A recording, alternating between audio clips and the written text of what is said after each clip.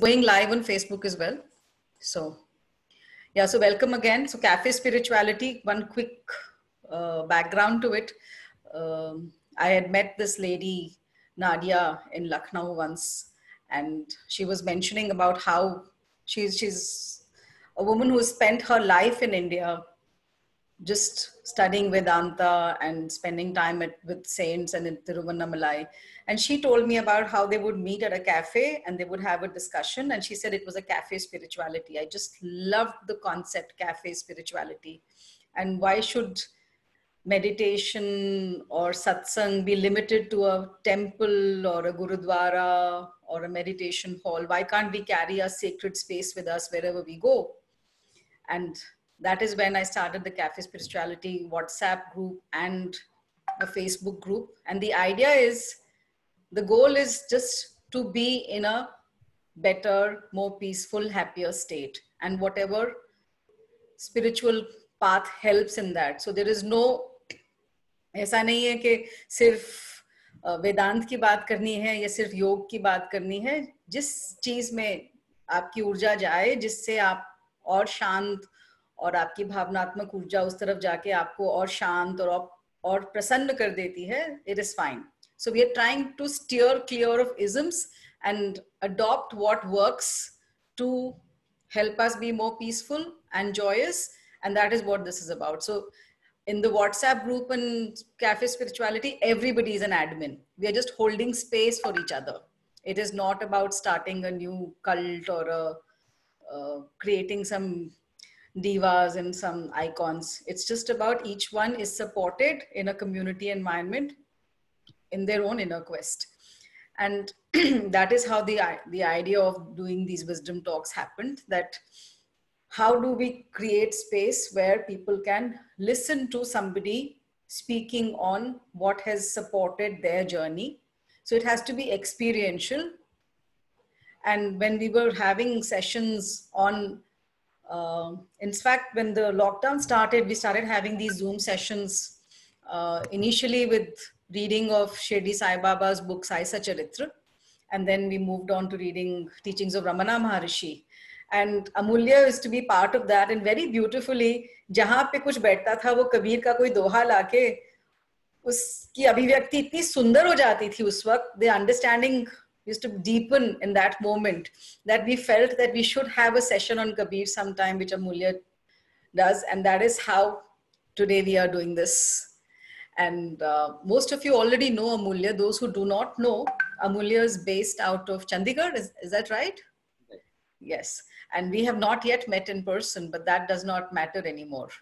We are living in strange times where पड़ोसियों जिनसे नहीं मिले आजकल उनसे दोस्ती ज़्यादा हो गई है WhatsApp groups के through. The digital world has actually shrunk the world. And like Bhalla जी बोल रहे थे, उन्होंने लंदन से हेलो बोला. I don't know if Ravi Uppal is here. He's been attending sessions from Geneva. Kalpana, I can see, is here. She's in Australia right now. And that is the beauty of this time. We can sit and feel bad about how things are going wrong, or we could look at the privileges that this period has given us and feel grateful. And that sense of gratitude will help each one of us further. So Amulya is a motivational leader, a coach. He's been conducting workshops for a lot of corporates. He himself has experience in the corporate world. But I think the most important thing about him is that he's a poet at heart.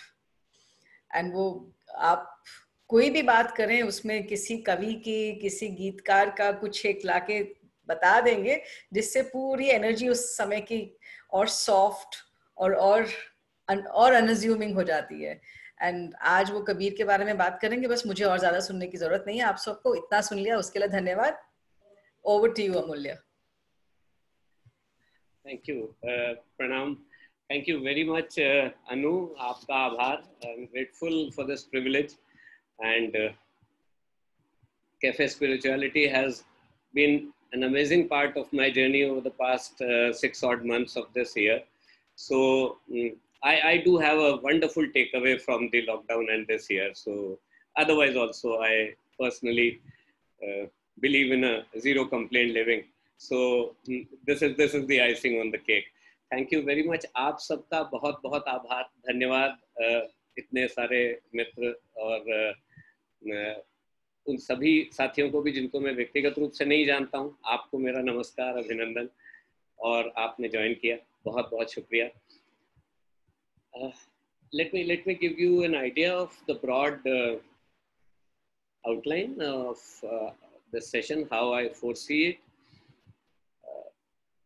मैं इस session के पीछे जो purpose मेरे मन में है वो मैं आपसे शेयर करूंगा. That will be the first part, and then the second would be Kabir के बारे में, his personality, his times, his creation, his specialities, and then the third would be Kabir की रचनाएं. और ये तीनों इंटरस्पर्स भी होते रहेंगे एक दूसरे में, एक तीसरे में, बट ये तीन ब्रॉड हिस्से होंगे. और मैं कोशिश करूंगा कि इतने समय से मैं अपनी वाणी को विराम दूं कि आप सब भी बाद के समय में इंटरैक्ट कर सकें. सो हम बाद में क्वेश्चन एंड आंसर्स और इंटरैक्टिव एक हिस्सा रखेंगे. So that's how I look at it.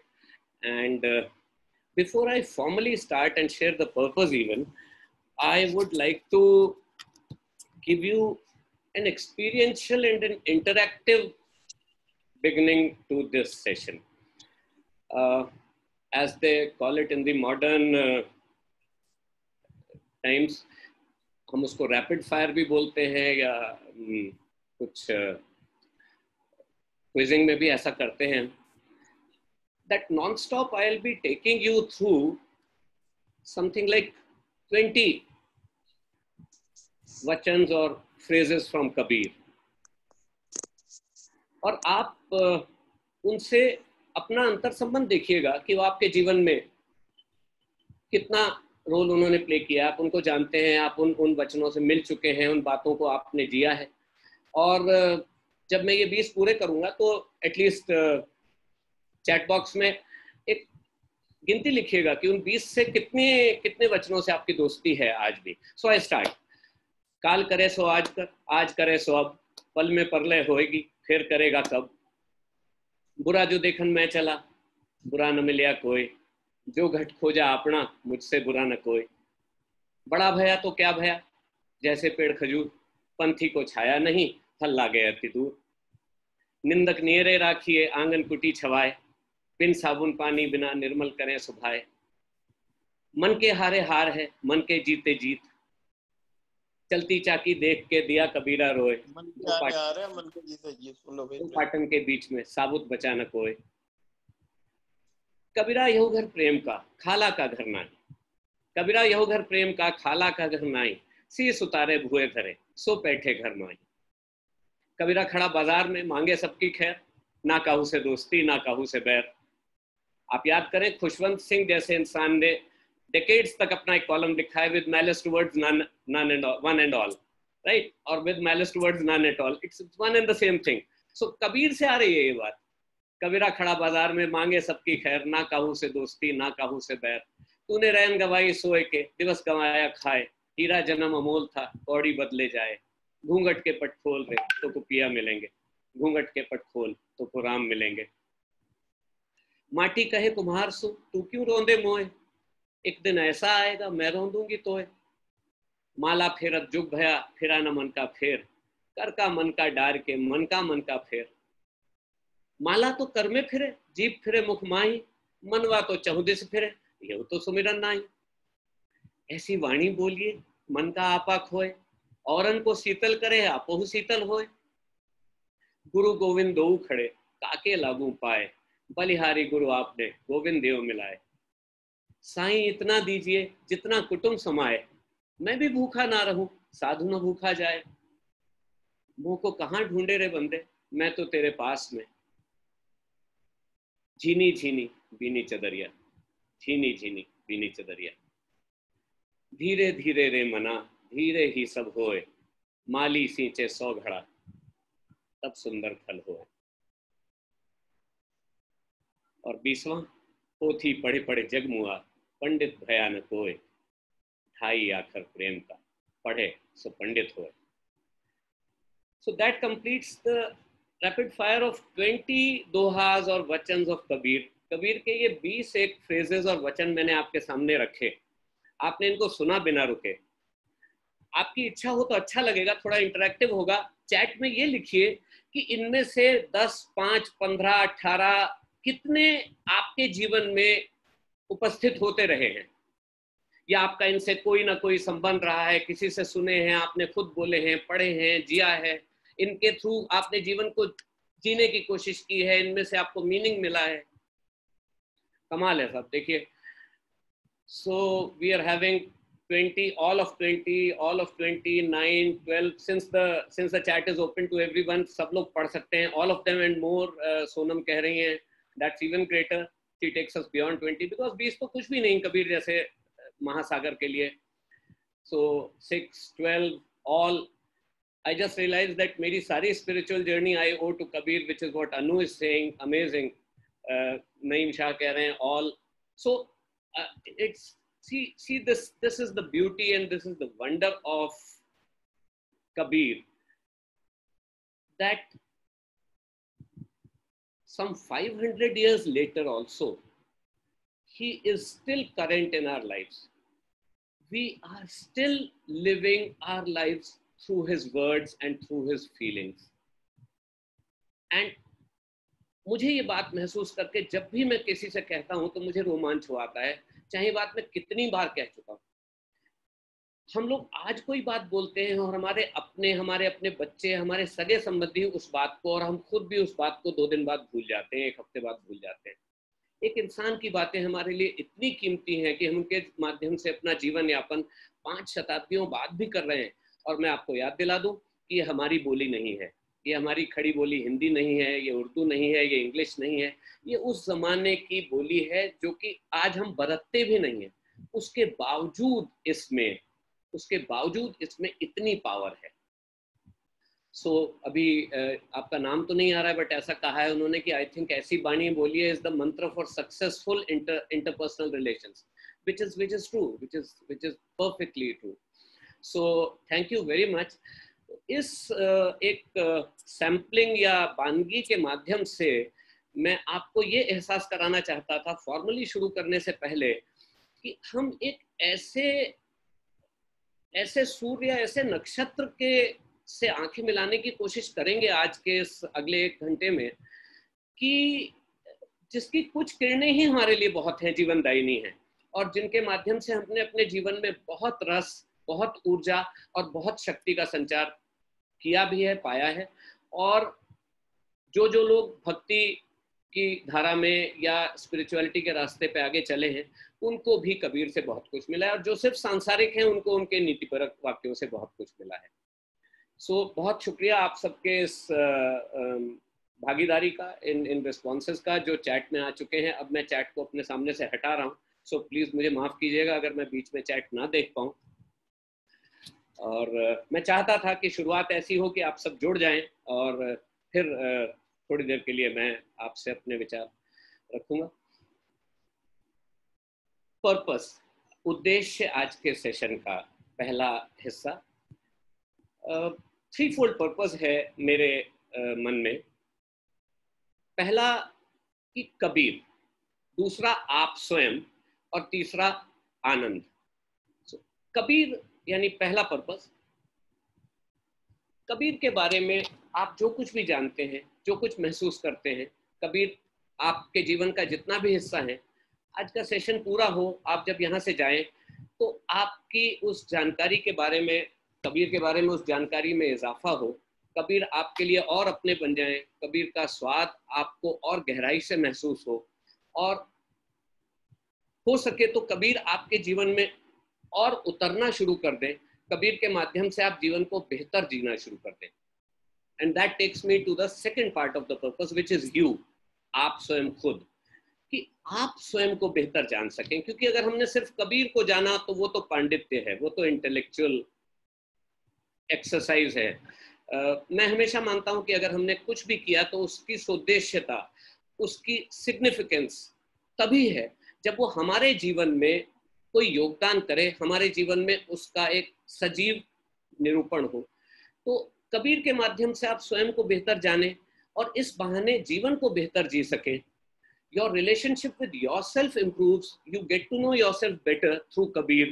That was Kabir's purpose in his own times, and I would very humbly try to sustain that purpose in the session of today, which links to Anu's initial intent also, that the sessions need to be not just learning or intellectual, but they need to be experiential and life-oriented, real life-oriented.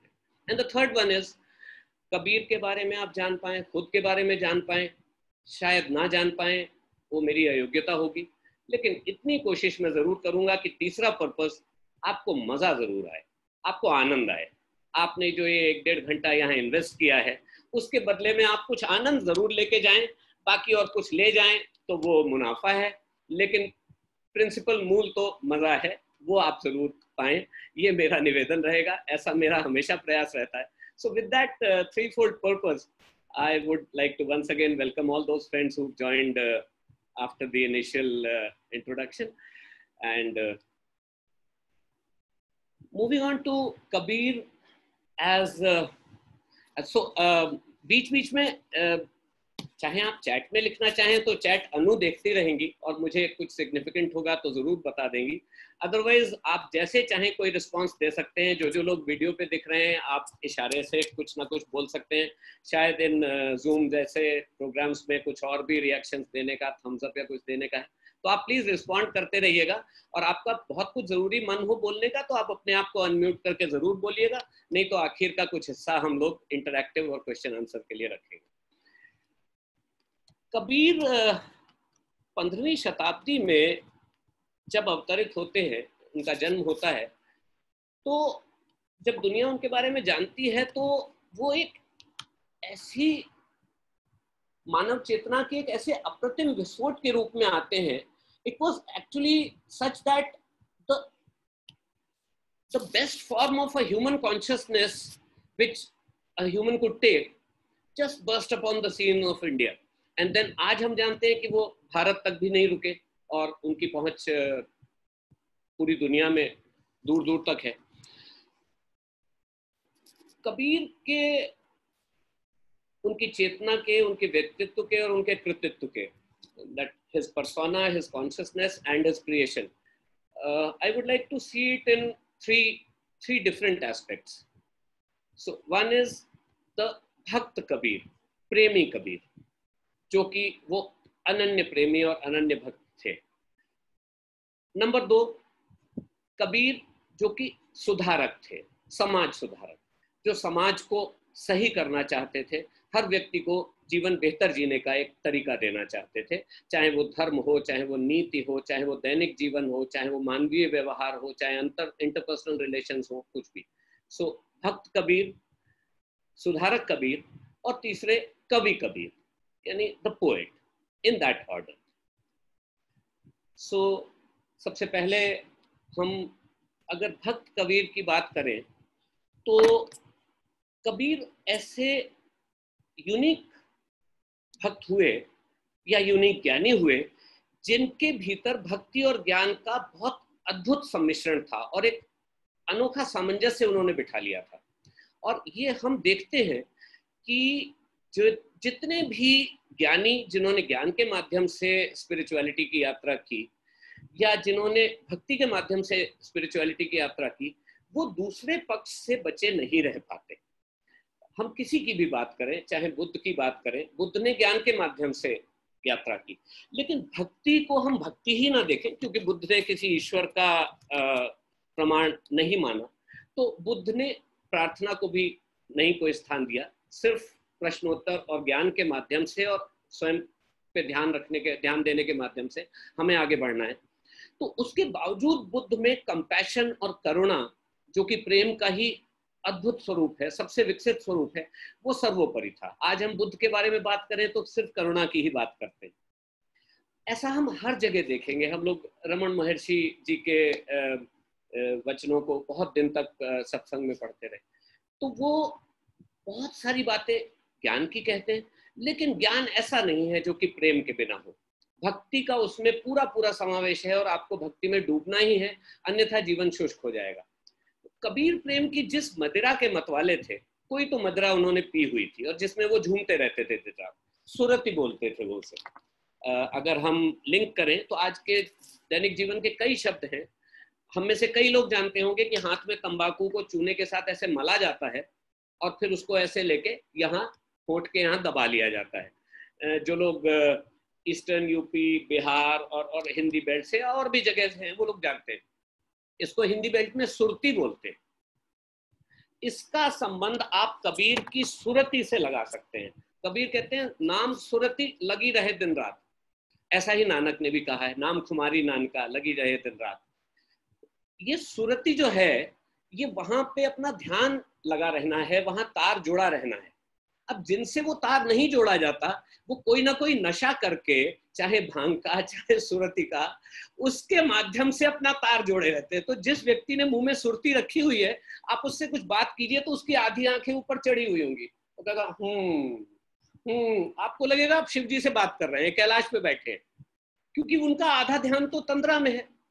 तो वो सुरती, मैंने आपको थोड़ा मजाक में ये बात कही, वो सुरती जो आज की है तंबाकू वाली, वो कबीर की सुरती से लिंक होती। सुरती, रति यानी ध्यान रहे उस प्रेम में जो मेरा योग में जो प्रभु के साथ है। तो कबीर की जो मदिरा थी वो ज्ञान के गुण से बनी थी। और कठोपनिषद में ऐसा कहा गया है एक प्रतीक के रूप में, रूपक के रूप में, कि ये शरीर हमारा रथ है और इसकी जो इंद्रियां हैं वो घोड़े हैं और मन उसकी लगाम है, उन घोड़ों की लगाम है। और जो हमारी आत्मा है वो इसका स्वामी है, इस शरीर का। और सारथी इस रथ की जो है, रथ का सारथी जो है वो बुद्धि हो। पर कालांतर में दुनियादारी में पढ़ते हुए, दैनिक जीवन को जीते हुए, ये जो मन, ये जो बुद्धि है और आत्मा है, ये कहीं शिथिल पड़ जाते हैं, अपनी जिम्मेदारियों को भूल जाते हैं या इन पे माया का पर्दा पड़ जाता है। तो ऐसे में वो जो इंद्रिय रूपी 5 घोड़े हैं, 5 इंद्रियां और मन, वो अपनी दिशा में स्वयं ही दौड़ने लगते हैं। और हम में से बहुतों का जीवन ऐसा ही है। और ऐसा नहीं कि आज ऐसा है, ये कबीर के समय में भी ऐसा था, उनसे 2000 साल पहले बुद्ध हुए थे, उनके समय में भी ऐसा था, उससे भी कई हजार साल पहले वेद लिखे गए, उपनिषद लिखे गए, तब भी ऐसा ही था। तो हमारा बेसिक कंस्ट्रक्ट ही यही है। इसको पार पाने के लिए प्रेम और ज्ञान, ये 2 माध्यम बताए गए हैं। कबीर इन दोनों में बहुत गहराई से पारंगत थे। अगर हम कबीर के प्रेम की बात बीच में करें थोड़ी सी, तो कबीर बादल प्रेम का हम पर बरसा आई, एक बादल आकर के बरस गया, अंतर भीगी आत्मा हरी भरी बन रही। अब अंतर जो एक आत्मा भीग गई, उससे जो हमारे अंदर का बगीचा था, वन था, वो इतना हरियाला और इतना सुंदर हो गया है कि अब हम इस बादल के नीचे से हट ही नहीं सकते। मैंने ऐसी कथा सुनी है, ऐसा सब महापुरुषों के बारे में बोला जाता है, और वो कहीं भी हो सकते हैं। वो ईसा भी हो सकते हैं, क्राइस्ट भी हो सकते हैं, वो मोहम्मद भी हो सकते हैं, वो बुद्ध भी हो सकते हैं, वो महावीर भी हो सकते हैं, वो कृष्ण भी हो सकते हैं। कि रेगिस्तान में जब मोहम्मद चला करते थे, मोहम्मद साहब, हजरत मोहम्मद, तो वो मुस्कुराते हुए चलते थे और बाकी सब लोगों के पैर रेगिस्तान में जल रहे हैं, तपती हुई लू में उनका शरीर जल रहा है, उनको पानी नहीं मिल रहा है, वो हैरान परेशान है। तो मोहम्मद साहब की तरफ देखते थे फिजिकली, क्योंकि वो तो थे उनके बीच में, जीवित थे। तो लोगों ने एक किंवदंती बना ली कि साहब मोहम्मद साहब तो डिवाइन है, इनके सिर के ऊपर कोई एक अदृश्य बदली है जो इनके ऊपर छाया करके रखती है, और इनका तो खुदा से, अल्लाह से नाता है, तो वो बदली इनको प्रोवाइडेड है। हम लोग तो डिवाइन, हम लोग तो नॉन डिवाइन पीपल हैं, हम लेसर मॉर्टल्स हैं, तो हमारे ऊपर तो ये गर्मी और तापमान असर करेंगे ही करेंगे। तो ऐसा ही महावीर के बारे में मैंने सुना है कि जब वो अपने देश में यहाँ चला करते थे, तो वो मुस्कुराते हुए चल रहे हैं, और वो तो महावीर आप जानते हैं दिगंबर हो चुके थे, कुछ भी पहनते नहीं थे, खड़ाऊं भी पैर में नहीं, और उनके साथ सब चल रहे हैं तो उनको भी वैसे ही चलना है। अब सबके पैरों में रास्ते में कंकड़ लग रहे हैं और कांटे लग रहे हैं, लेकिन महावीर मुस्कुराते हुए चल रहे हैं जैसे कुछ हो ही नहीं रहा है। तो फिर एक किंवदंती या एक मिथ चल जाती है कि कांटे तो महावीर के रास्ते में आते हैं, हमें दिखता है कि आ रहे हैं, लेकिन कुछ कृपा ऐसी है, डिवाइन यूनिवर्सल पावर ऐसी है जो उन कांटों को फूल में बदल देती है। महावीर के लिए हम लोगों को वो कांटे चुभते हैं और खून निकलता है और हमको दर्द होता है। तो ये महावीर और मोहम्मद की कथा के माध्यम से मैं कबीर पे वापस आना चाहूंगा कि हमने ऐसे सब व्यक्तियों को, पुरुषों को पहले महापुरुष बनाया और फिर उसके बाद उन्हें भगवत्व का दर्जा दे दिया, भगवान बना दिया। वो अपने साथ, मानवता के साथ और अपने साथ एक बहुत बड़ा शायद षड्यंत्र कर लिया, क्योंकि अब हम ये बोलते हैं कि वो तो भगवान थे, वो कर सकते थे, हम नहीं कर सकते। गुरु गोविंद सिंह हमारे ही जैसे इस धरती पे चले अभी 300-400 साल पहले, और उन्होंने जीवन में क्या कुछ नहीं कर लिया। वो एक भक्त थे, पिता भी थे, पति भी थे, एडमिनिस्ट्रेटर थे, वॉरियर थे, कमांडर थे, शासक थे, भक्त और कवि थे, क्या कुछ नहीं थे। वो एक जीवन में एक इंसान इतना कुछ कर सकता है, वो भी लोक के हित, सूरा सोई जो लड़े लोक के हित। तो हम ऐसा बोल देते हैं कि वो तो भगवान हो गए, और चूंकि वो गुरु महाराज भगवान के करीब, अब हम लोग वैसा नहीं हो सकते। अगर हम माने आज के शायर निदा फाजली के शब्दों में, सूरत का मूरत बन जाना बरसों बाद का है अफसाना। जिन चेहरों से रोशन है इतिहास के दर्पण, चलती फिरती धरती पर वो कैसे होंगे, पहले तो हम जैसे होंगे, एक दिन तो हमारी ही तरह इस धरती पे चल रहे होंगे। जिन चेहरों से रोशन है इतिहास के दर्पण, चलती फिरती धरती पर वो कैसे होंगे, पहले तो हम जैसे होंगे। सूरत का मूरत बन जाना बरसों बाद का है अफसाना, पहले तो हम जैसे होंगे। हमारी तरह इसी धूप में, इसी गर्मी में, इसी बारिश में, इसी जमीन पे वो चलते होंगे, और एक दिन हमने उनको बहुत बड़ा दर्जा दे दिया। और फिर कुछ ऐसा होगा कि मिट्टी में दीवारें होंगी, लोहे में तलवारें होंगी, आग हवा पानी अंबर में जीते होंगी, हारे होंगी। युग युग का इतिहास यही है, अपनी अपनी भेड़ें चुनकर जो भी चरवाहा होता है, उसके सर पर नील गगन की रहमत का साया होता है। अब इसमें आप महसूस कीजिए, ये जो बात अभी कही निदा फाजली ने, ये नानक पे भी, गुरु गोविंद सिंह पे भी, ईसा पे भी, मोहम्मद पे भी, कृष्ण पे भी, कबीर पे भी, सब पे उतनी ही सटीक बैठती, उतनी ही सटीक। अपनी अपनी भेड़ें चुनकर जो भी चरवाहा होता है, उसके सर पर नील गगन की रहमत का साया होता है। फिर एक दिन हम उसे भगवान मानने लगते हैं। तो अगर हम कबीर को एक इंसान के रूप में देख सके, तो हम ये देख पाएंगे कि अगर एक इंसान ऐसा कुछ कर गया, इतना कुछ कर गया एक जीवन में, तो शायद हम भी उस रास्ते पे चल तो सकते ही हैं, जो कि बुद्ध के यहाँ बोधिसत्व का कॉन्सेप्ट है, कि हम सब में बुद्ध होने का पोटेंशियल विद्यमान है, हम सभी यात्रा में हैं, एक ना एक दिन हम भी बुद्ध हो ही जाएंगे। तो ये मानते हुए चले, सेल्फ लव पे आए। कबीर कहते हैं आप स्वयं से प्यार करें, और इसीलिए कबीर की कई बातें कई लोगों को एरोगेंस जैसी भी महसूस होती हैं, पर ऐसा नहीं है। वो उनका एक कॉन्फिडेंस था, एक साक्षात्कार जन्य प्रामाणिकता थी, जहां से वो बात किया करते थे। कबीर ने गुरु को बहुत महिमा दी है, क्योंकि उस काल में और कबीर के हृदय में भी गुरु के मुकाबले कोई भी नहीं हो सकता था। और हम सब उनके कम से कम 4-5 गुरु के दोहों से तो परिचित होंगे ही होंगे। इस सभा की, इस बैठक की भी शुरुआत परंपरा के अनुसार गुरु वंदना से की गई। तो वो संस्कृत की गुरु वंदना कितने लोगों को पता है, कितने लोगों को नहीं, हमें असल में नहीं जान, हम सच में शायद ना जानते हो। लेकिन ये बात कि गुरु गोविंद दो खड़े, काके लागू पाए, बलिहारी गुरु आपने, गोविंद दियो मिलाए, ये तो हम सब जानते हैं कि गुरु का दर्जा गोविंद से भी बड़ा है। गुरु बिन इह जग कौन भरोसा, काके संग है रहिए, कबीर कह रहे हैं। और हम ना भूले कि वो दौर ऐसा था जो कबीर से शुरू होता है।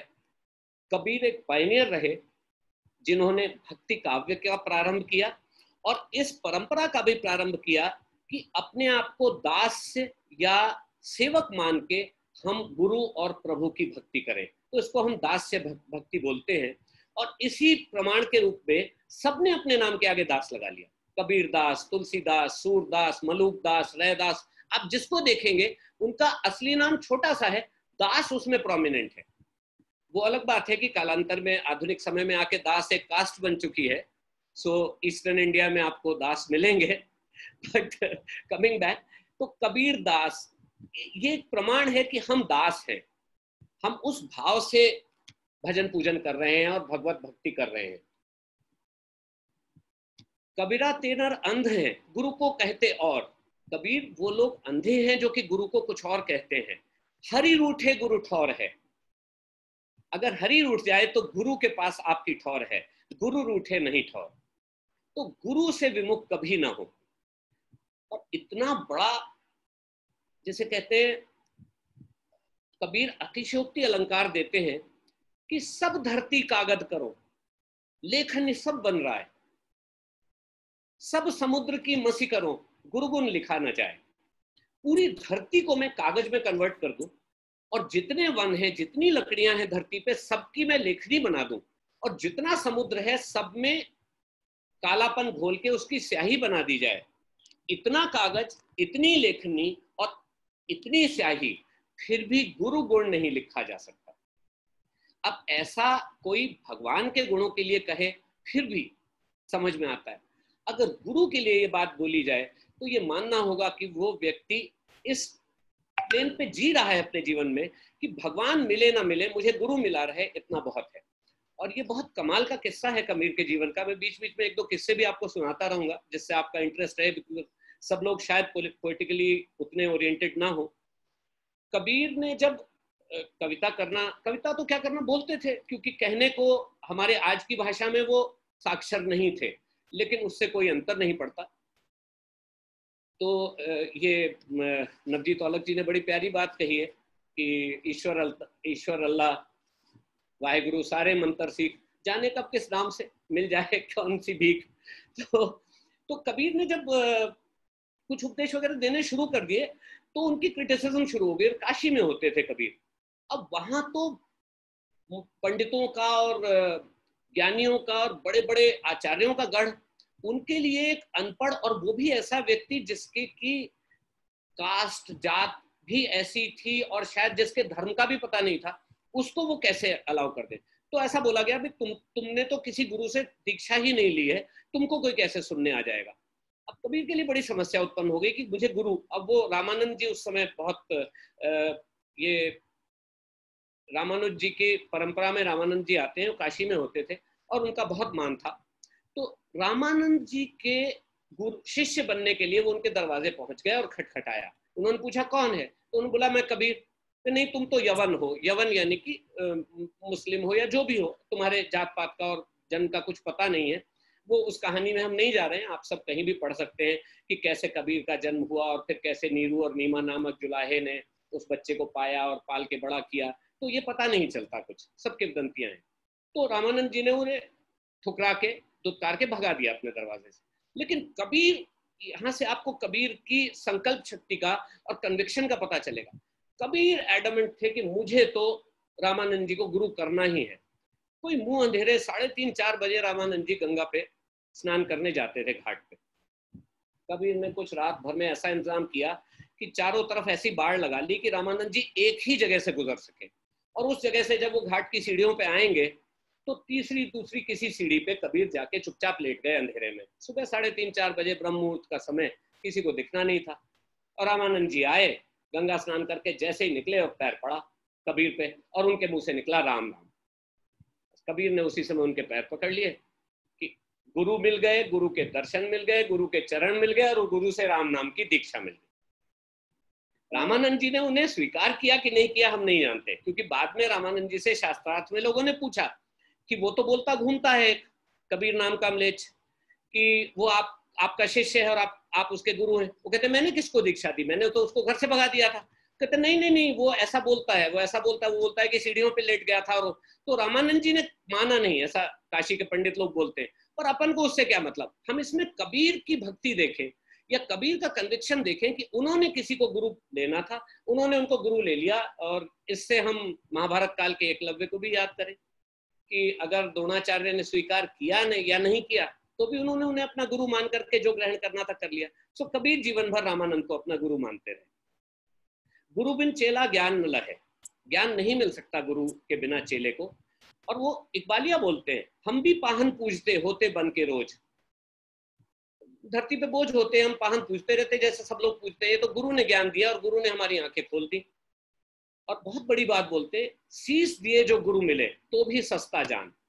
अगर सिर दे करके भी गुरु मिले, तो अगर हम एकलव्य को भी याद करें जिसने अपने दाहिने हाथ का अंगूठा भी दे दिया था और उसके हाथ से धनुर्विद्या चली गई, तो कोई बात नहीं, गुरु अगर शीश भी मांग ले तो दे देना है।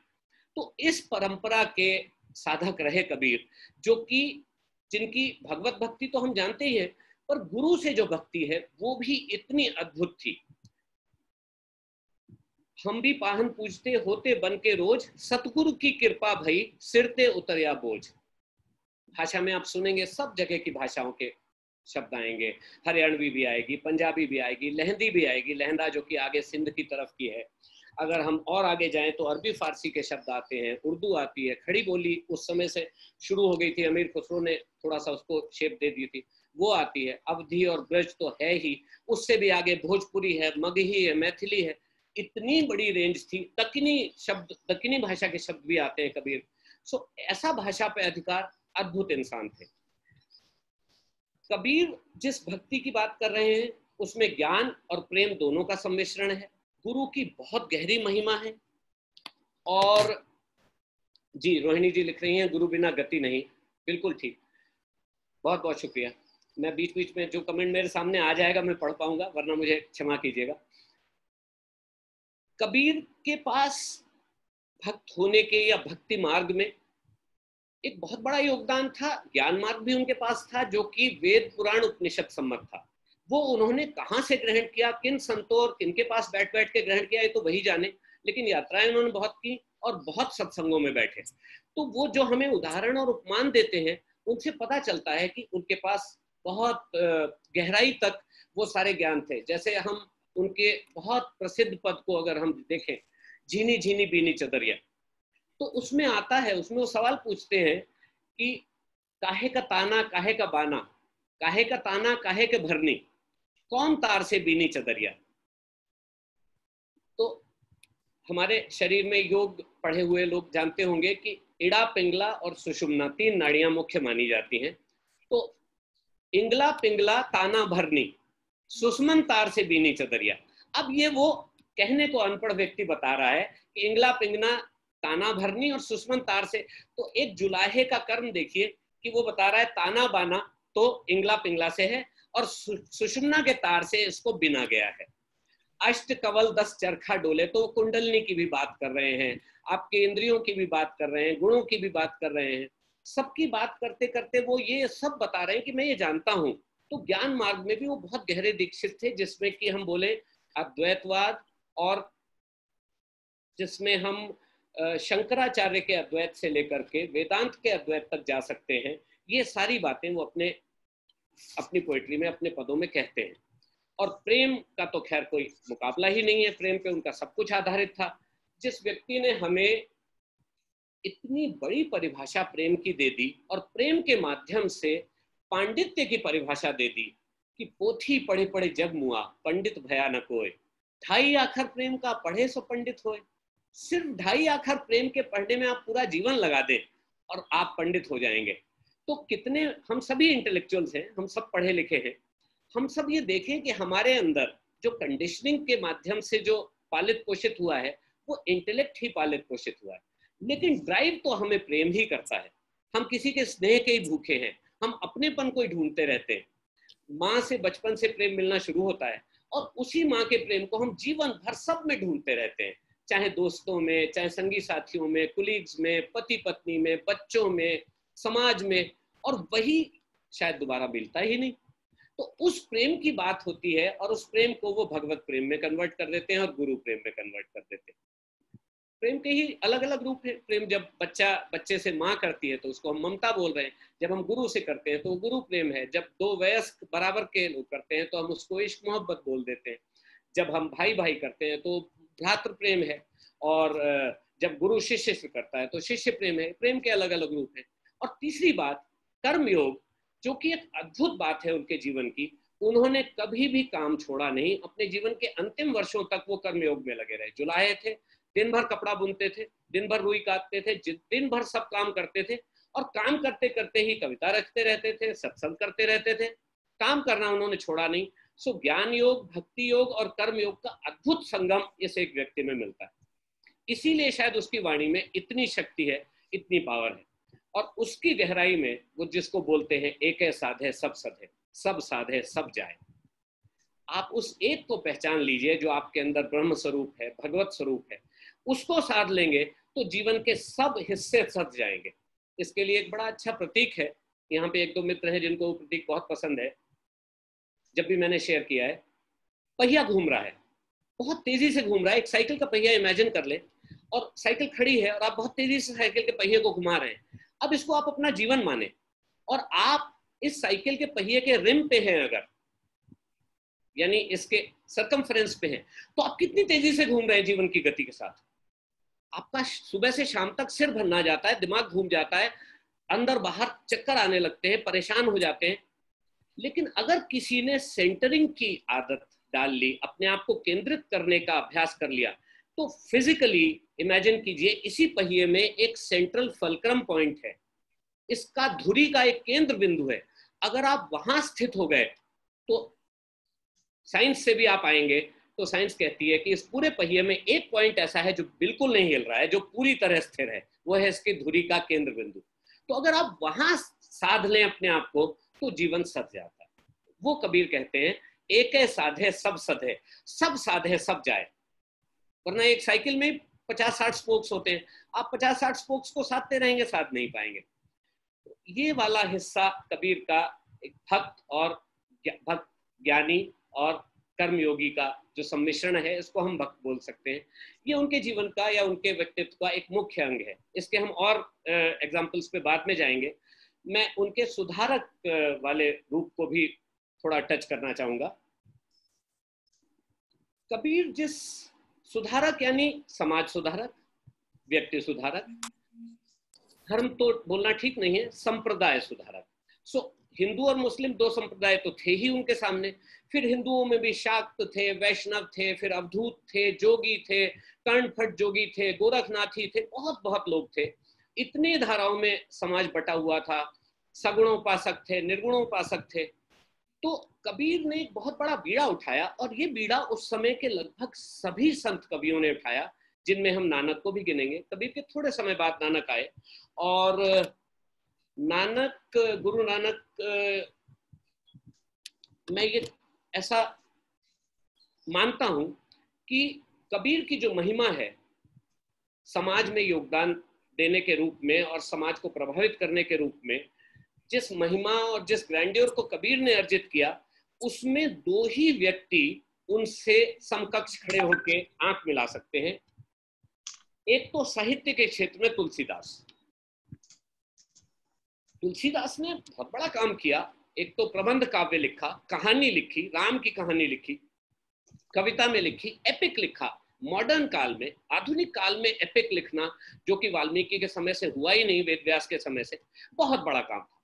अगर कबीर अपने मुक्तक काव्य के माध्यम से, यानी स्फुट दोहे, एक दोहा दूसरा दोहा तीसरा दोहा, एक छंद दूसरा छंद, जिनका कोई कनेक्शन नहीं एक दूसरे के बीच में, अगर तुलसीदास जैसे एक व्यक्ति को चैलेंज दे सकते हो और महिमा में उनके बराबर खड़े हो सकते हो, तुलसीदास शास्त्र सम्मत, पांडित्य से भरपूर संस्कृत के ज्ञाता, वो और कहां कबीर।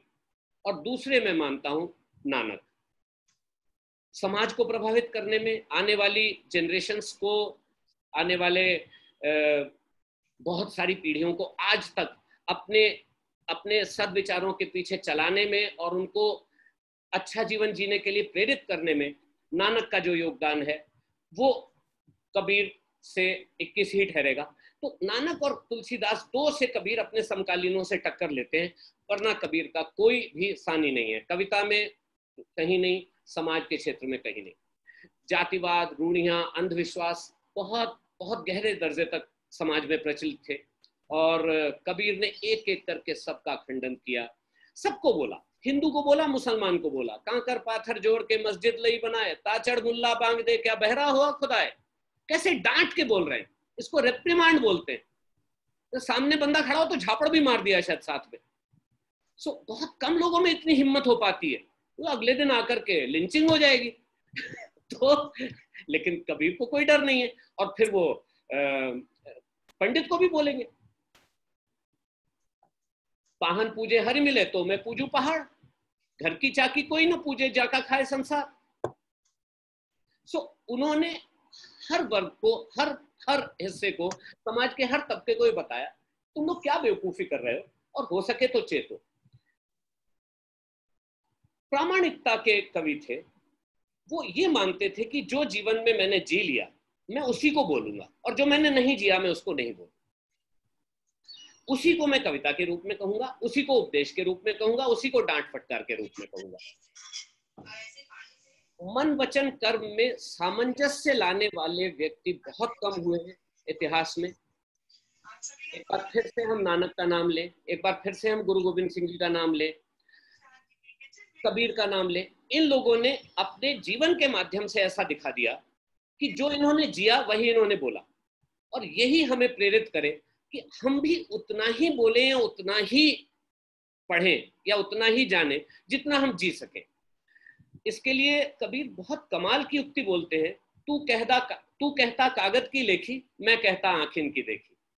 तो जो प्रमाण है वो सामने है, मुझे आंखों से दिखा दो, तुम्हारे आचरण में अगर ऐसा है तो मैं तुम्हें मान लूंगा, कागज पे लिखा हुआ मुझे मत दिखाओ। और बहुत गर्वोक्ति करते हैं, मसी कागज छुओ नहीं, कलम गही नहीं हाथ। अपने बारे में बोलते हैं, मैंने कागज कलम छुआ नहीं, स्याही को कभी हाथ नहीं लगाया, मैं तो ऐसे ही बिंदास हूं, ऐसे ही बात करूंगा। तू कहता कागज की लेखी, मैं कहता आंखिन की देखी। अब ये आंखिन देखी शब्द की पावर आप देखिए कि आज 500-550 साल बाद भी एक फिल्म बनती है आंखिन देखी, बिल्कुल एग्जैक्ट यही फ्रेज है। और अगर आप उस फिल्म को नहीं देख पाए हो तो जरूर देखिएगा, विनय पाठक ने बहुत कमाल का काम किया है, और आप जान पाएंगे कि हम जिस प्रामाणिकता की बात कर रहे हैं वो क्या है। और कबीर से मुझे कई दशक पहले प्रामाणिकता का ये लेसन मिला था। मेरे परिवार में माता पिता के अलावा मेरे 2 बड़े भाई यहाँ बैठे हैं, अनिल दुबे जी और अवनी दुबे जी, और मेरे मामा जी। इन 5-6 लोगों से मुझे साहित्य का बहुत संस्कार मिल गया। तो कहीं से प्रामाणिकता का ये एक बीज मेरे अंदर पड़ गया था। और जो मैंने दूसरा उद्देश्य आपसे शेयर किया था कि कबीर को जानने के माध्यम से आप स्वयं को बेहतर जान सकें और अपना बेहतर जी सके जीवन, उसके लिए मैं आपको एक बहुत प्यारा सा एक दृष्टांत, एक उदाहरण देता हूं, आपके काम आएगा जरूर। प्रामाणिकता के लिए आम का पेड़ है, ये आप कैसे सिद्ध कर पाएंगे, सोच के बताइएगा। शायद इंटरैक्टिव अभी नहीं हो पाएगा, पर कोई बात नहीं, शुरू करते हैं। आप कहेंगे भाई इसके पत्ते हमने देखे, ये आम के पत्तों जैसे हैं, पर शायद नकली पत्ते बनाए जा सकते हो जिनसे आपको धोखा हो सके, क्योंकि आजकल तो फूल इतने सुंदर लगते हैं गुलदानों में लगे हुए, और बहुत पास जाके देखें तो धोखा हो सकता है। ठीक, आप कहेंगे इसकी लकड़ियां हमने देखी आम की लकड़ियों जैसी हैं, शायद वहां भी धोखा हो सकता है। मतलब 100%। हाँ, एक कोई उत्तर आया है जॉय बनर्जी जी का कि आम खा के आम तक पहुंचते हैं, पहले पत्तों और लकड़ी को देख लेते हैं, तो लकड़ी में भी धोखा हो सकता है। मैं सिर्फ एरर प्रूफिंग वाला इंसान हूं, एरर प्रूफिंग करते हुए चलते हैं। अब आप कहेंगे इसमें आम लगे हुए हैं, या आम के फूल लगे हुए हैं, आम का बौर लगा हुआ है जिसको हम बौराना कहते हैं पेड़ को, तो बिल्कुल ठीक बात है, आप उसको देखेंगे, लेकिन शायद उसमें भी धोखा हो सके। आप कहेंगे आम लगा है, आम देखने में बड़ा सुंदर है, तो नकली आम भी कभी हो सकता है, 1 in a million कोई बना सकता है। आप कहेंगे आम खा लिया, तो फिर आजकल तो ऐसे ऐसे ऐड आ रहे हैं फ्रूटी के, और क्या है वो दूसरा जो कॉम्पिटिटर है फ्रूटी का, माजा। तो वो उसके ऐड तो ऐसे आते हैं कि अब तो आपका आम खाना बंद ही हो जाएगा जीवन में, मतलब आपने माजा की बोतल पी ली तो आम खा लिया। तो ऐसे युग में आप कैसे तय कर पाएंगे कि असली आम है या ये फ्लेवर्ड है, वगैरह वगैरह। So many ice creams and so many products would be around which are actually flavored, but they are giving you the real Alfonso treat, right? So coming back, अगर इन सारी बातों को आपने पार कर लिया मेरे साथ, और आप कहीं अपनी मान्यता में रुके नहीं, तो मैं आपको प्रामाणिकता का एक आधार दे रहा हूं। आम के पेड़ से एक आम गिरे और उसकी बीज यानी उसकी गुठली से एक और आम का पेड़ पैदा हो जाए, ये 100% एरर प्रूफ प्रमाण। इससे कम पे कोई प्रामाणिकता नहीं। I likes. Thank you. उससे कम को एक्सेप्ट करना भी नहीं चाहिए। उससे कम को एक्सेप्ट मत कीजिए। अब मैं इसको आपके जीवन पे एक उदाहरण के थ्रू बताता हूं, और एक आपको बेंचमार्क शेयर करूंगा जो मेरा रहा है। उदाहरण ये है कि आप मनुष्य हैं, आप मानव हैं, आपका मानव होने का प्रमाण यह है कि आपने कुछ नहीं किया, आपके माध्यम से एक पुत्र या पुत्री का जन्म हो गया, यानी एक और मानव उत्पन्न हो गया। ये कुदरत से इनबिल्ट है। इतना करने से आप मानव हैं, या यानी कि इंसान है या मनुष्य है। अब हम आगे बढ़े। हम में से कोई पीएचडी है, हम में से कोई डॉक्टरेट, हम में से कोई एमए है, एमएससी है, मास्टर्स है। प्रामाणिकता का सिद्धांत ये कहता है कि हम आपको या आप अपने आप को एमएससी ना माने। आप अगर एक 10वीं के बच्चे को 10वीं पढ़ा के पास करा सकते हैं तो हम आपको 10वीं पास ही मानेंगे। उतना ही प्रमाण है आपका, क्योंकि उतना ही हम आप पैदा कर सकते। जिस दिन आप एक नया पीएचडी पैदा कर लेंगे उस दिन हम आपको पीएचडी मानेंगे। सो ये प्रामाणिकता का प्रमाण, बेंचमार्क कबीर पे पूरा सिद्ध बैठता है। उस समय के सब लोगों ने इसको जिया। अब आकर के ये बहुत विरल हो गया है। अब क्या हो गया है कि हमने सोच लिया तो हो गया, मैंने सोच लिया मैं अच्छा इंसान हूं तो मैं अच्छा इंसान हो गया, ऐसा नहीं। एक आधुनिक कवि है नरेश सक्सेना, बहुत प्यारी बात कहते हैं, पुल पार करने से केवल पुल पार होता है, नदी पार नहीं होती। विचारों का, भाषा का, शब्दों का पुल पार करने से केवल पुल पार हुआ, जीवन की नदी पार नहीं हुई। जीवन की नदी तो नदी में उतर के, तैरना सीख के, हिम्मत करके, भंवर से लड़ने का करेज रख के, मगरमच्छों से डरने के बावजूद नदी में घुसने और दलदल में धंसने के बावजूद अपने को बाहर निकालने और उस पार जाने की हिम्मत रख के नदी पार होगी। पुल पार करने से तो सिर्फ लोहा लंगड़ पार होता है। इसी तरह से ज्ञान के शब्दों का पुल पार करने से सिर्फ शब्दों का लोहा लंगड़ पार होता है। जीवन में प्रामाणिकता नहीं आती। जीवन में प्रामाणिकता आएगी जीवन की नदी में उसका इम्प्लीमेंटेशन करने से। और जैसा जिगर मुरादाबादी ने कहा, ये इश्क नहीं आसान, इतना तो समझ लीजिए, एक आग का दरिया है और डूब के जाना। सिर्फ दरिया ही नहीं है, आग का दरिया है और डूब के जाना है। और जब कबीर इस प्रेम की बात करते हैं तो वो बहुत ही कमाल के आपको उदाहरण देते हैं और कमाल के उपमान देते हैं। कबीरा यहू घर प्रेम का, खाला का घर नहीं, मौसी का घर नहीं है जिसमें जैसे मर्जी चलते चले जाओ। शीश उतारे भुए धरे सो बैठे घर माई। शीश यानी कि आपसे कोई मरने को नहीं कह रहा है, अपनी ईगो को जमीन पे धरना है। इसी को एक और दोहे में वो कहते हैं, कबीरा खड़ा बाजार में लिए लुकाठी हाथ, जो घर फूके अपना चले हमारे साथ। ये जो कुछ भी तुमने बॉडी माइंड आइडेंटिफिकेशन जो हम वेदांत में बोलते हैं और सब जगह बोलते हैं, वो सब जब तक तुम जलाओगे नहीं, अपनी ईगो को भस्म नहीं करोगे, तब तक नहीं हमारे साथ चल सकते। और प्रेम उनका इतना गहन है, उसकी जो पीड़ा है, उसका जो अनन्यतम स्वरूप है वो इतना गहरा है। प्रेम न बाड़ी उपजे, प्रेम न हाट बिकाए, राजा प्रजा जो रुचे शीश दिए ले जाए। चाहे वो राजा हो, चाहे वो भिखारी हो, चाहे रंक हो, अपना सिर दे दे और प्रेम ले जाए। ये किसी बाड़ी में नहीं उगता, यानी किसी आंगन में नहीं उगता, और किसी हाट बाजार में नहीं बेचा जाता। प्रेम पियाला जो पिए शीश दक्षिणा दे। कैसे पिएगा प्रेम पियाला? शीश की दक्षिणा देने के बाद। आनंद बख्शी ने ताल नाम की फिल्म में एग्जैक्टली ये फ्रेज यूज किया, मैं प्रेम का प्याला पिया है। प्रेम पियाला जो पिए, इतनी पावर है इन शब्दों में, इन फ्रेजेस में, कि उनकी करेंसी खत्म नहीं होती है। हम करेंसी बोलते हैं नोट को। Currency means anything which is current, which is still current. 500 साल बाद एक इंसान का विजन, उसके शब्द, उसकी वाणी आज भी करंट है। प्रेम पियाला जो पिए शीश दक्षिणा दे, लोभी शीश न दे सके नाम प्रेम का ले। लोभी शीश नहीं दे पाता, नाम लेता रहता है प्रेम का। इसी को वो फिर सुमिरन में कह रहे हैं कि कर का मन का डार के, मन का फेर, माला फेर जुग भया फेरा न मन का फेर। अकथ कहानी प्रेम की कछु कही ना जाए। प्रेम की कहानी अकथ है, उसमें कुछ कहा नहीं जा सकता। गूंगे केरी सरकरा आप बैठ मुस्काए। अगर हम गूंगे हो, हमको बोलना ना आता हो और हम गुड़ खा ले तो हम कैसे वर्णन करेंगे? उसको अनुभव कीजिए। आप सिर्फ मुस्कुराते रहेंगे, क्या आनंद मिल गया आपको। तो भगवत प्रेम का वो आनंद है कि वो वर्णन नहीं किया जा सकता। और ये गूंगे केरी सरकरा, ये भी एक ऐसा उदाहरण है, ऐसा प्रतीक है जो कबीर से शुरू होता है, इनके दो दोहों में मिलता है और बाद में तुलसीदास और सूरदास दोनों में मिलेगा आपको।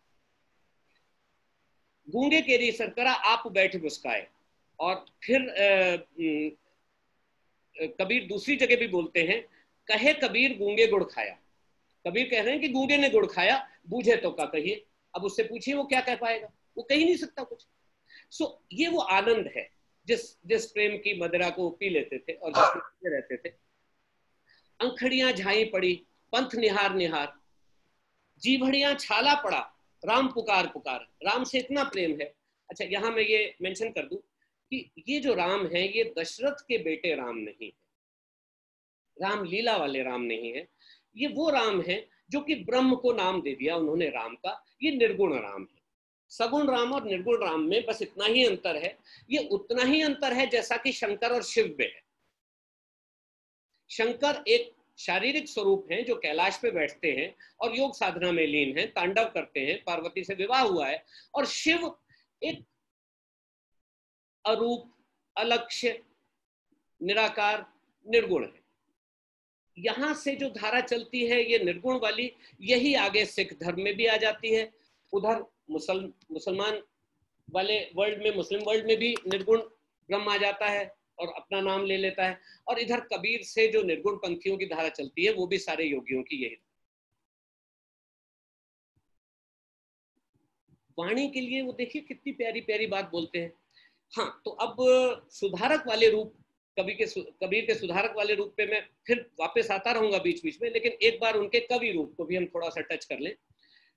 तो सुधारक वाले रूप में उन्होंने एक बहुत गहरी बात कही कि सहज समाधि भली, संतों सहज समाधि भली, आंख न मूंदू कान न रूधू काया कष्ट न धारू, जहां जहां डोलूं सोई परिक्रमा, जब सोऊं तब करूं दंडवत। मतलब मैं जो कर रहा हूं, अगर मैं अपना जुलाहा कर्म कर रहा हूं तो यही मेरी पूजा है।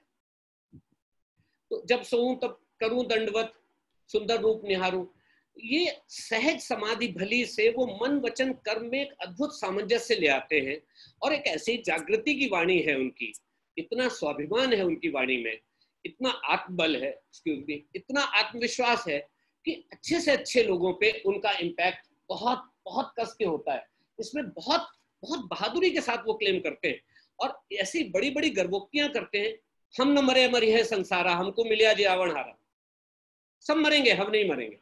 सो ये वो मृत्योर्मा अमृतम गमय तक की यात्रा उन्होंने कर ली। झीनी झीनी बीनी चदरिया वाले पद में वो अंत में बोलते हैं, यह चादर सुर नर मुनि ओढ़ी, ओढ़ के मैली कीनी चदरिया। He's covered everybody। सुर यानी देवता लोग, नर यानी नर, और मुनि यानी मुनियों में नरों में श्रेष्ठ। सब लोगों ने ये चादर ओढ़ी। कौन सी चादर? जिस चादर को साईं को सियत मास 10 लागे, 9-10 महीने में वो चादर तैयार होती है, इड़ा पिंगला सुषमा तार से भरनी वगैरह वगैरह। यह चादर सुर नर मुनि ओढ़ी, ओढ़ के मैली कीनी चदरिया, दास कबीर जतन से ओढ़ी, ज्यों की त्यों धर दीनी चदर। ये कितना बड़ा अचीवमेंट है अगर एक इंसान अपने डेथ बेड पे ये बोल सके कि जो कुछ मुझे मिला था उस ब्रह्म से, उस परमपिता से, उस यूनिवर्स से, आप जिसको मानते हो, वो मैंने बिना खराब किए, बिना मैला किए, बिना फाड़े, बिना नुकसान किए, एज इट इज मैंने वैसा ही रख दिया। जब हम गुरु नानक के बारे में महसूस करते हैं, जब हम गुरु गोविंद सिंह जी को देखते हैं, जब हम कृष्ण को देखते हैं, जब हम महावीर को या बुद्ध को देखते हैं, तो हम पाते हैं इन सब पे ये बात लागू होती है कि यह चादर सुर नर मुनि ओढ़ी, ओढ़ के मैली कीनी चदरिया, दास कबीर जतन से ओढ़ी, ज्यों की त्यों धर दीनी चदरिया। ये ज्यों की त्यों इतनी गहरी उक्ति है, इसमें इतनी प्रोफाउंड विजडम है, ऐसा कमाल का एक्सपीरियंशियल कि हम इसको अगर अपने प्रतिदिन में थोड़ा बहुत भी जी सकें तो उतना ही बहुत है। हम लोग तो एक सफेद कपड़ा पहनते हैं और शाम तक कोशिश करते रहते हैं कि इस पे दाग ना लग जाए, और फिर ये जो आत्मा या शरीर जो अपन को मिला है इस पे दाग लगता है। इसको कई कवियों ने बॉलीवुड में भी यूज किया है। शैलेंद्र ने बड़ा प्यारा गीत लिखा था, दाग ना लग जाए, कहीं दाग ना लग जाए, राज कपूर की फिल्म का है, सुनिएगा। और साहिल लुधियानवी ने तो खैर कमाल के तरीके से इस कव्वाली को कहा कि भाई मैं जाके बाबुल से आंखें मिलाऊं कैसे, अमीर खुसरो से बात शुरू होती है, ये लागा चुनरी में दाग छुपाऊं कैसे। तो वो दाग कबीर ने नहीं लगने दिया। ये बहुत गहरी बात है। हम न मरे मरी है संसारा, हमको मिलिया जी आवण हारा। गर्वोक्ति देखिए, कॉन्फिडेंस देखिए, पीछे पीछे हरि चलें कहत कबीर कबीर। आगे आगे कबीर चल रहे हैं, भगवान पीछे पीछे फॉलो कर रहे हैं, भगवान पीछे पीछे फॉलो कर रहे हैं कबीर कबीर बोलते हुए, और कबीर रुक नहीं रहे। क्या मोमेंटम है इंसान का, क्या क्या शान है। जैसे हम पंजाब में बहुत प्यारी बात बोलते हैं पंजाबी में, 2 दिन कट जीवना, दो दो दो कदम कम चलेंगे पर तुरना मटक दे नाल। पंजाबी थोड़ी मेरी माफ कीजिएगा, लेकिन बात कमाल की है कि हम चाहे थोड़ा कम जिए लेकिन जिए टौर के साथ, जिए शान के साथ। वो चीज कबीर ने अपने समय में जी ली। एक न भूला दो ही न भूला, भूला सब संसारा, सब भूल गए उसको। एक न भूला दास कबीरा, जाके राम अठारा। ऐसे ऐसे क्लेम्स हैं जिनको आप रिफ्यूट कर ही नहीं सकते। उन शब्दों में इतनी पावर, कमाल की भाषा थी उनकी, और वाणी का डिक्टेटर कहा जाता है उनको। कबीर वाणी के डिक्टेटर थे। एक इंसान जिसने मसी कागज नहीं छुआ, स्कूल नहीं गया, कॉलेज नहीं गया, कोई डिग्री नहीं उसके पास, कोई शास्त्री नहीं वो, उसके पास वाणी पे इतना अधिकार था कि वो जैसे चाहता था भाषा को तोड़ मरोड़ के उससे जो मर्जी कहलवा लेता था। प्यार से, डांट के, दुलार के, फटकार के, दबका मार के भाषा उसके सामने हाथ जोड़ के खड़ी हुई नजर आती है। इसलिए हम ऐसा मानते हैं कि भक्त कबीर पहला हिस्सा जो हमने देखा, सुधारक कबीर दूसरा हिस्सा उनका, भक्त और सुधारक, ये दो उनके मुख्य थे। कवि होना तो जैसे उनको सेंत मेत में मिल गया। पंजाब में क्या बोलते हैं, झुंगा या रुंगा बोलते हैं, जो चीज हमें ऐसे ही मिल जाती है, झुंगा। झुंगा। सो सेंत मेत, झुंगा, मतलब कवि होना उनका कोई उद्देश्य नहीं था। जैसे मैं दो लोगों के नाम बार बार ले रहा हूं, नानक और गुरु गोविंद सिंह, दोनों कवि थे, लेकिन क्या आज हम उन्हें कवि के रूप में याद करते हैं? नहीं करते। उन्होंने कवि होने से इतना ज्यादा बड़े बड़े काम कर दिए कि उनका कवि रूप गौण रह गया उनके जीवन में, और वो है। हम उनके पद गाते हैं, उनके पाठ करते हैं, सब करते हैं, लेकिन हम उनको बहुत बहुत बड़े विराट इमेंसिटी के रूप में देखते हैं। वैसा ही कबीर के साथ था। कवि होना उनका सेंत मेत में, झुग्गे में हो गया, और उसके बावजूद उन्होंने कमाल की कविताएं की है। जो पंडित लोग हैं वो लोग बहुत कम, उनमें से बहुत लोग ऐसे हैं जो कबीर की कविता को काव्य शास्त्र के मानकों पे उतना नहीं खरा मानते, बट उससे फर्क क्या पड़ता है, भाव अनूठो चाहिए, भाषा कैसी हुए। सो कविता जब आपके भाव को व्यक्त करने के लिए हो तब वो कविता होती है। ऐसा ना हो कि वो भाषा ला रहे हैं, हम उसके पीछे पीछे भाव आए, फिर भाव नहीं आ पाता। जी, तो जो एक बात मैं यहाँ पे आपसे शेयर करना चाहूंगा उनकी भाषा और उनके प्रामाणिकता के बारे में। फिर से एक प्रसंग है, और ये बहुत प्यारा प्रसंग है। ये सच है कि नहीं महत्वपूर्ण नहीं है, लेकिन इसमें से आपको क्या मिलता है, जैसा माइथोलॉजी में से आपको क्या निकालना है आज के देश काल परिस्थिति में, वो इंपॉर्टेंट है। माइथोलॉजी में जो लिखा है आप उसको चैलेंज ना करें। तो ऐसा सुना होगा सबने, इसको हम सत्संग वैराग्य का नाम देते हैं, और थोड़ा और ब्लंट बोले तो शमशान वैराग्य। ये कुछ वो बात है, जब भी आप लास्ट किसी सत्संग में या किसी भी शमशान में गए हो, शमशान बोलना आसान है क्योंकि उसको फील करना जरा पावरफुल है, तो उस 1-2 घंटे के लिए किसी भी, आप किसी दुख में, किसी की गमी में गए, उस 1-2 घंटे के लिए आपको जीवन बहुत अच्छे से ट्रांसपेरेंटली दिखने लगता है, क्या व्यर्थ है, क्या निरर्थक है, सब कुछ क्लियर होने लगता है, और आपको सब ज्ञान सा हो जाता है, बहुत गहराई में आप पहुंच जाते हैं। बस जैसे ही वहां पे वो दाह कर्म संस्कार पूरा हुआ, बाहर आए, हाथ धोया, जल छिड़का, और बाहर आते ही आपने अपनी गाड़ी उठाई और वापस दुनियादारी में। तो इसकी कहानी है कि हम इसको शमशान वैराग्य क्यों बोलते हैं। किसी व्यक्ति को कबीर से मिलना था और वो कहीं से आए, तो पता किया कबीर कहाँ रहते हैं। गांव में तो नेम प्लेट्स नहीं होती, एड्रेसेस नहीं होते, और सब लोग सरल एक जैसे कपड़े जैसा सब कुछ। किसी ने कहा भाई एक गमी हो गई है, किसी के शमशान यात्रा में गए हैं अंतिम संस्कार में, तो वेट कर लीजिए। तो उन्होंने कहा वेट तो नहीं कर सकता, मुझे जल्दी है। उनका वहां तो समय लगेगा, पहले सुबह जाया करते थे, शाम तक आया करते थे, पूरा समय लगता था। उनका मैं शमशान चला जाता हूँ। उनका यार मैं शमशान चला तो जाऊंगा, कबीर को पहचानूंगा कैसे। उसने कहा देखो भाई वो ऐसा है कि उनके सिर पे एक मोर पंख की कलगी लगी होती है, पहचान लेना। कहते मोर पंख की कलगी, वो उनको ज्ञान हो चुका है ना, एनलाइटेंड हो चुके हैं, तो ये उसका प्रतीक है। अब जब वो व्यक्ति शमशान में पहुंचा तो सब लोग शमशान घाट में अंदर थे। अब इसने अंदर जाके देखना शुरू किया तो हर व्यक्ति के सिर पे मोरपंख की कलगी, क्योंकि सबको शमशान वैराग्य है। तो ये खड़े रहे बड़ी देर तक और सोचने लगे अब मैं कबीर को पहचानूंगा कैसे। तो फाइनली वो संस्कार पूरा हुआ और लोग बाहर आने शुरू हुए, और जैसे जैसे वो शमशान से बाहर लोग कदम रखते थे, 2 कदम बाहर आते थे और उनकी कलगी नीचे गिर जाती। एक एक करके हर व्यक्ति की, दाह संस्कार में आए हुए हर व्यक्ति की कलगी नीचे गिरती रही। सिर्फ अंत में एक व्यक्ति बचा जिसके सिर पे कलगी स्थापित रही। इन्होंने जाके उनको प्रणाम किया, पैर पकड़ लिए कि महाराज आप कबीर हैं? उन्होंने कहा हाँ मैं ही कबीर हूँ। तो ये तो कबीर के जीवन की एक कथा रही, प्रसंग है, लेकिन इससे आप अपने जीवन में शमशान वैराग्य या सत्संग वैराग्य को जी के देखें कि जब आप संडे को या किसी दिन सत्संग में जाते हैं तो ऐसे ही कलगी आपके माथे पे आ जाती है, और जैसे ही आप अपनी गाड़ी में वापस आते हैं तो वो कलगी गिर जाती है।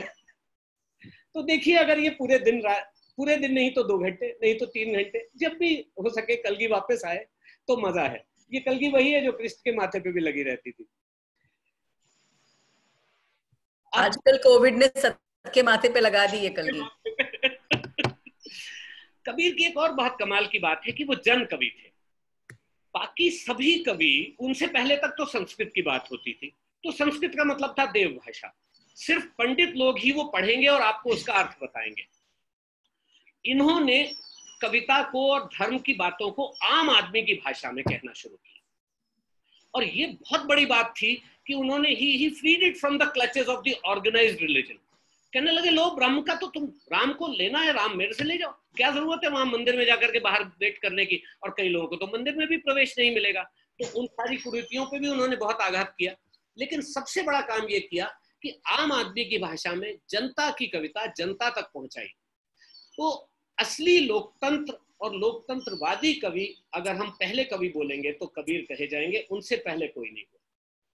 बिल्कुल बराबरी की वाणी है, समता मूलक है, इक्वानिमिटी है, और ये जो बातें उन्होंने कही हैं कि कबीरा खड़ा बाजार में लिए लुकाठी हाथ, जो घर फूके अपना चले हमारे साथ, कोई भी आए हमारे साथ, कोई और क्वालिफिकेशन नहीं है। कबीरा खड़ा बाजार में मांगे सबकी खैर, ना काहू से दोस्ती ना काहू से बैर, ओपन फॉर एवरीवन। इस बात को मैं समझता हूं कि सिर्फ और सिर्फ गुरु नानक जी सिख धर्म में स्थापित कर पाए, यूनिवर्सल ब्रदरहुड। सब बराबर हैं, एक साथ बैठ के खाएंगे, एक साथ प्रार्थना घर में जाएंगे, कोई ऊंच नीच नहीं है। ये बहुत बड़ी बात है कि आज 500 साल बाद भी हम उन मूल्यों को जी पा रहे हैं।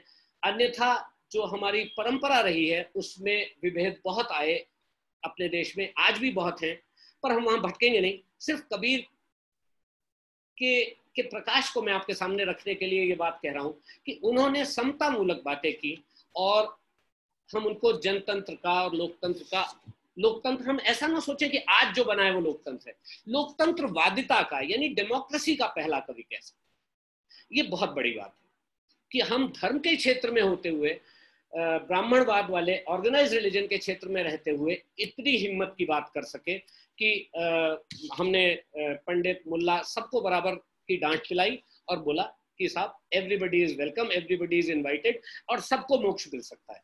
ये बात उनसे पहले, बहुत पहले बुद्ध ने ही कही थी कि हर कोई मोक्ष का अधिकारी है, पाना चाहे तो पा सकता है। और इसीलिए बुद्ध जैसे और कबीर जैसे लोग मेन स्ट्रीम में एक्सेप्टेड नहीं होते। वो अलग बात है कि बहुत समझदारी से हमारे यहाँ किसी ने, क्योंकि बुद्ध 2500 साल पहले हो गए थे, तो उनको 9वां अवतार मान लिया विष्णु का।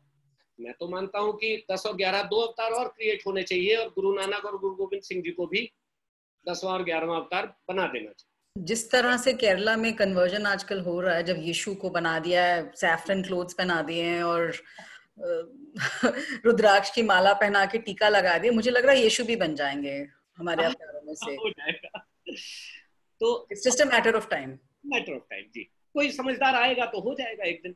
और ये सोचिए कि आज हम में से बहुत से लोग जिन्होंने विभाजन की पीड़ा झेली है, जिन्होंने भारत पाकिस्तान का जो भी एक दर्द था वो सहा है, उनमें से कितने लोगों के मन में है कि हम वापस एक हो जाएं। कबीर ने बहुत पहले ये सब बातें बोली, बहुत बहुत पहले ये बातें बोली हैं, और इस बात को उन्होंने बिल्कुल ओपनली कहा है कि हिंदू तुर्कन दोनों राह न पाई, ना हिंदुओं ने ना तुर्कन ने, ना इनके पास कुछ स्पेशल है ना उनके पास कुछ स्पेशल है, लेकिन ये दोनों भटके हुए। तो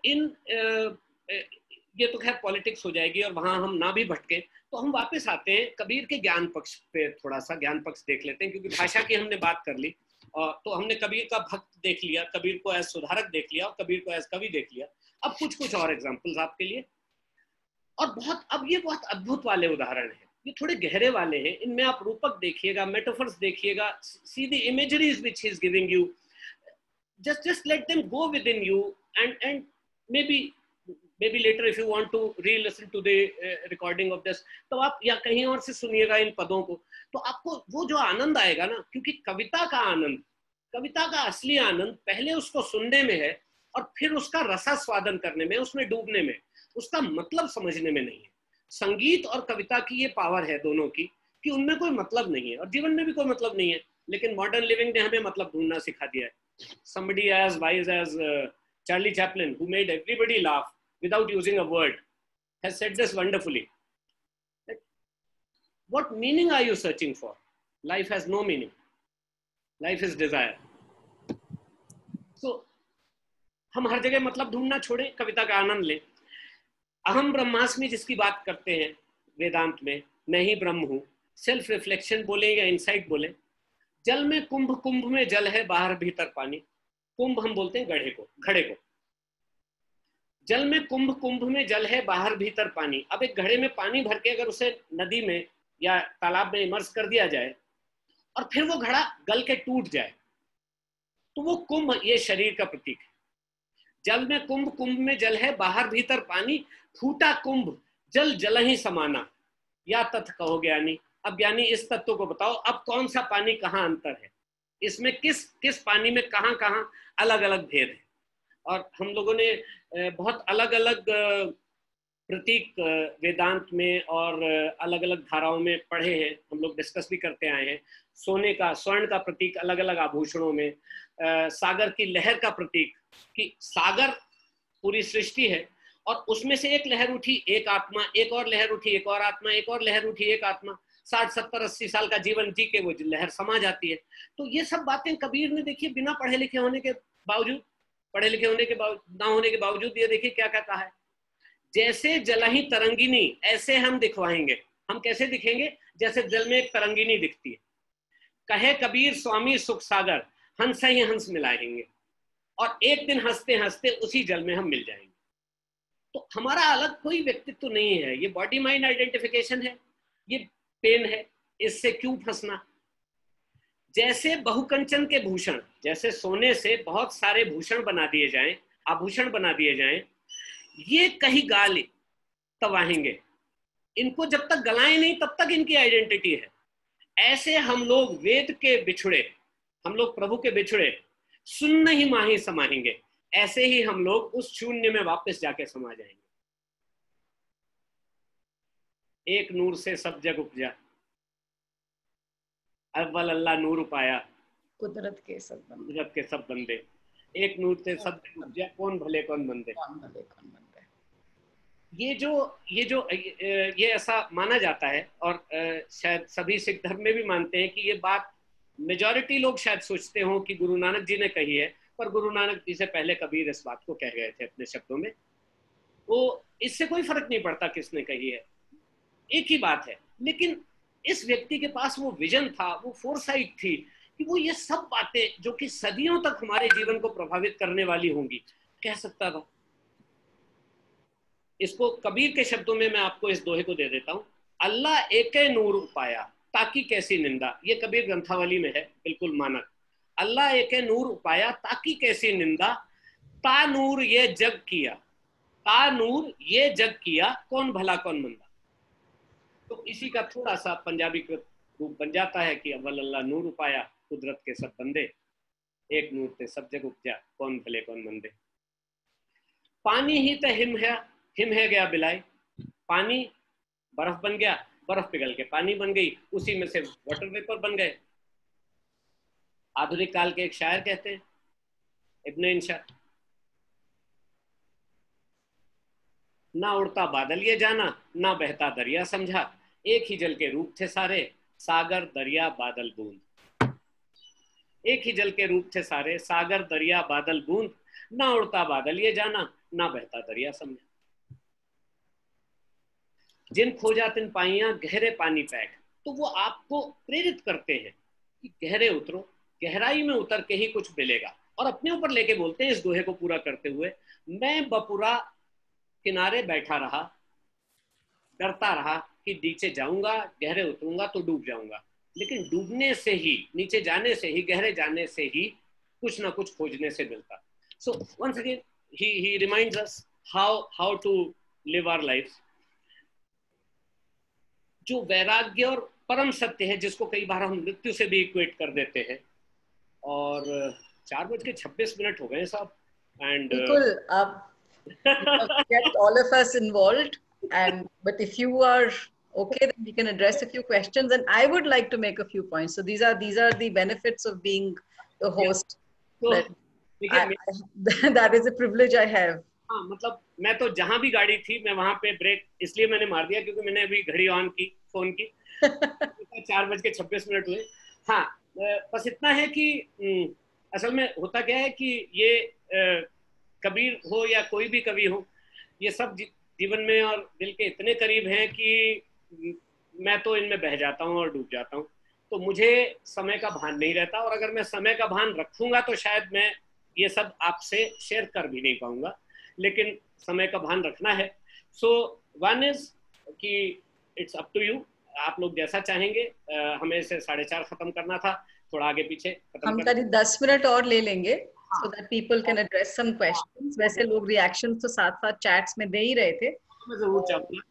और ये है कि ये तो हमारा सौभाग्य है कि हम कबीर जैसे इतने विराट व्यक्तित्व को 1-1.5 घंटे में समाने की कोशिश कर रहे हैं।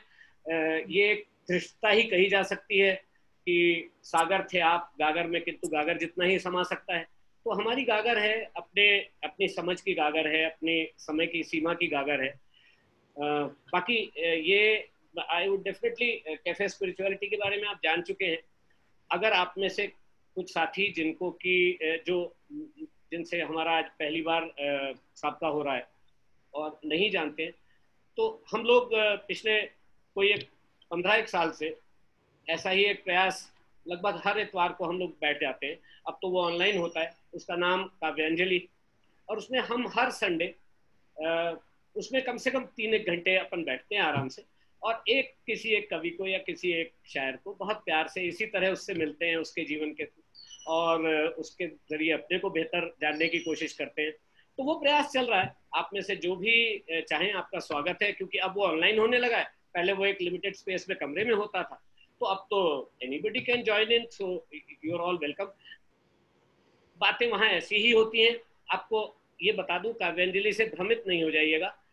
उसकी एक बहुत कमाल की बॉटम लाइन है, वहां कोई अपनी कविता नहीं सुना सकता।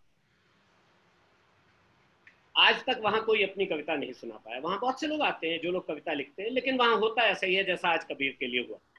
हम एक किसी अच्छे फाइन पोएट को जानने की कोशिश करते हैं, उसके जरिए खुद को जानने की कोशिश करते हैं, लेकिन कोई भी अपनी कविता नहीं सुना। सो आपको ये डरने की जरूरत नहीं है कि वहां आएंगे तो पता नहीं हमारे साथ क्या होगा। अच्छी अच्छी बातें ही होंगी, जैसा आज हुआ है। और अच्छा, किसी ने, जॉय बैनर्जी जी ने लिखा है, सर मैं ऐसा करता हूं कि मैं अपना मैं जॉय बैनर्जी साहब और एंड फॉर एवरीबडी, मैं अपना फोन नंबर यहाँ लिख देता हूँ, आप मुझे एक व्हाट्सएप मैसेज कर दीजिएगा। I take you through the process of joining Kavyanjali. 9316283942। उससे क्या होगा कि we will be able to, ये है अमूल्य, ये आप, thank you so very much Amulya, and that's it, and over to Anu and over to all of you. आप लोग भी कुछ कहेंगे जरूर, मुझे बहुत खुशी होगी। हाँ, अभी जैसे पहले आप सब अमूल्य को सुन रहे थे, 2 मिनट के लिए मेरे साथ पेशेंस रखनी पड़ेगी। उनके साथ पेशेंस नहीं, उनके साथ तो इंटरेस्ट में थे, पर मेरे साथ पेशेंस रख लें। Cafe spirituality is just a forum for people to interact. So there is no agenda there. The agenda is actually कि जब हम if we are in a part of something like this, समय कहाँ चला जाता है पता नहीं चलता, वो हमारी ऊर्जा वो कलगी लग जाती है थोड़ी देर के लिए, और इसीलिए वो कलगी लगाने के चक्कर में खोजती रहती हूँ मैं ऐसी चीजें. बस मुझे मालूम नहीं था कि इसको कलगी लगाना कहते हैं. I just something has gotten added to my vocabulary today.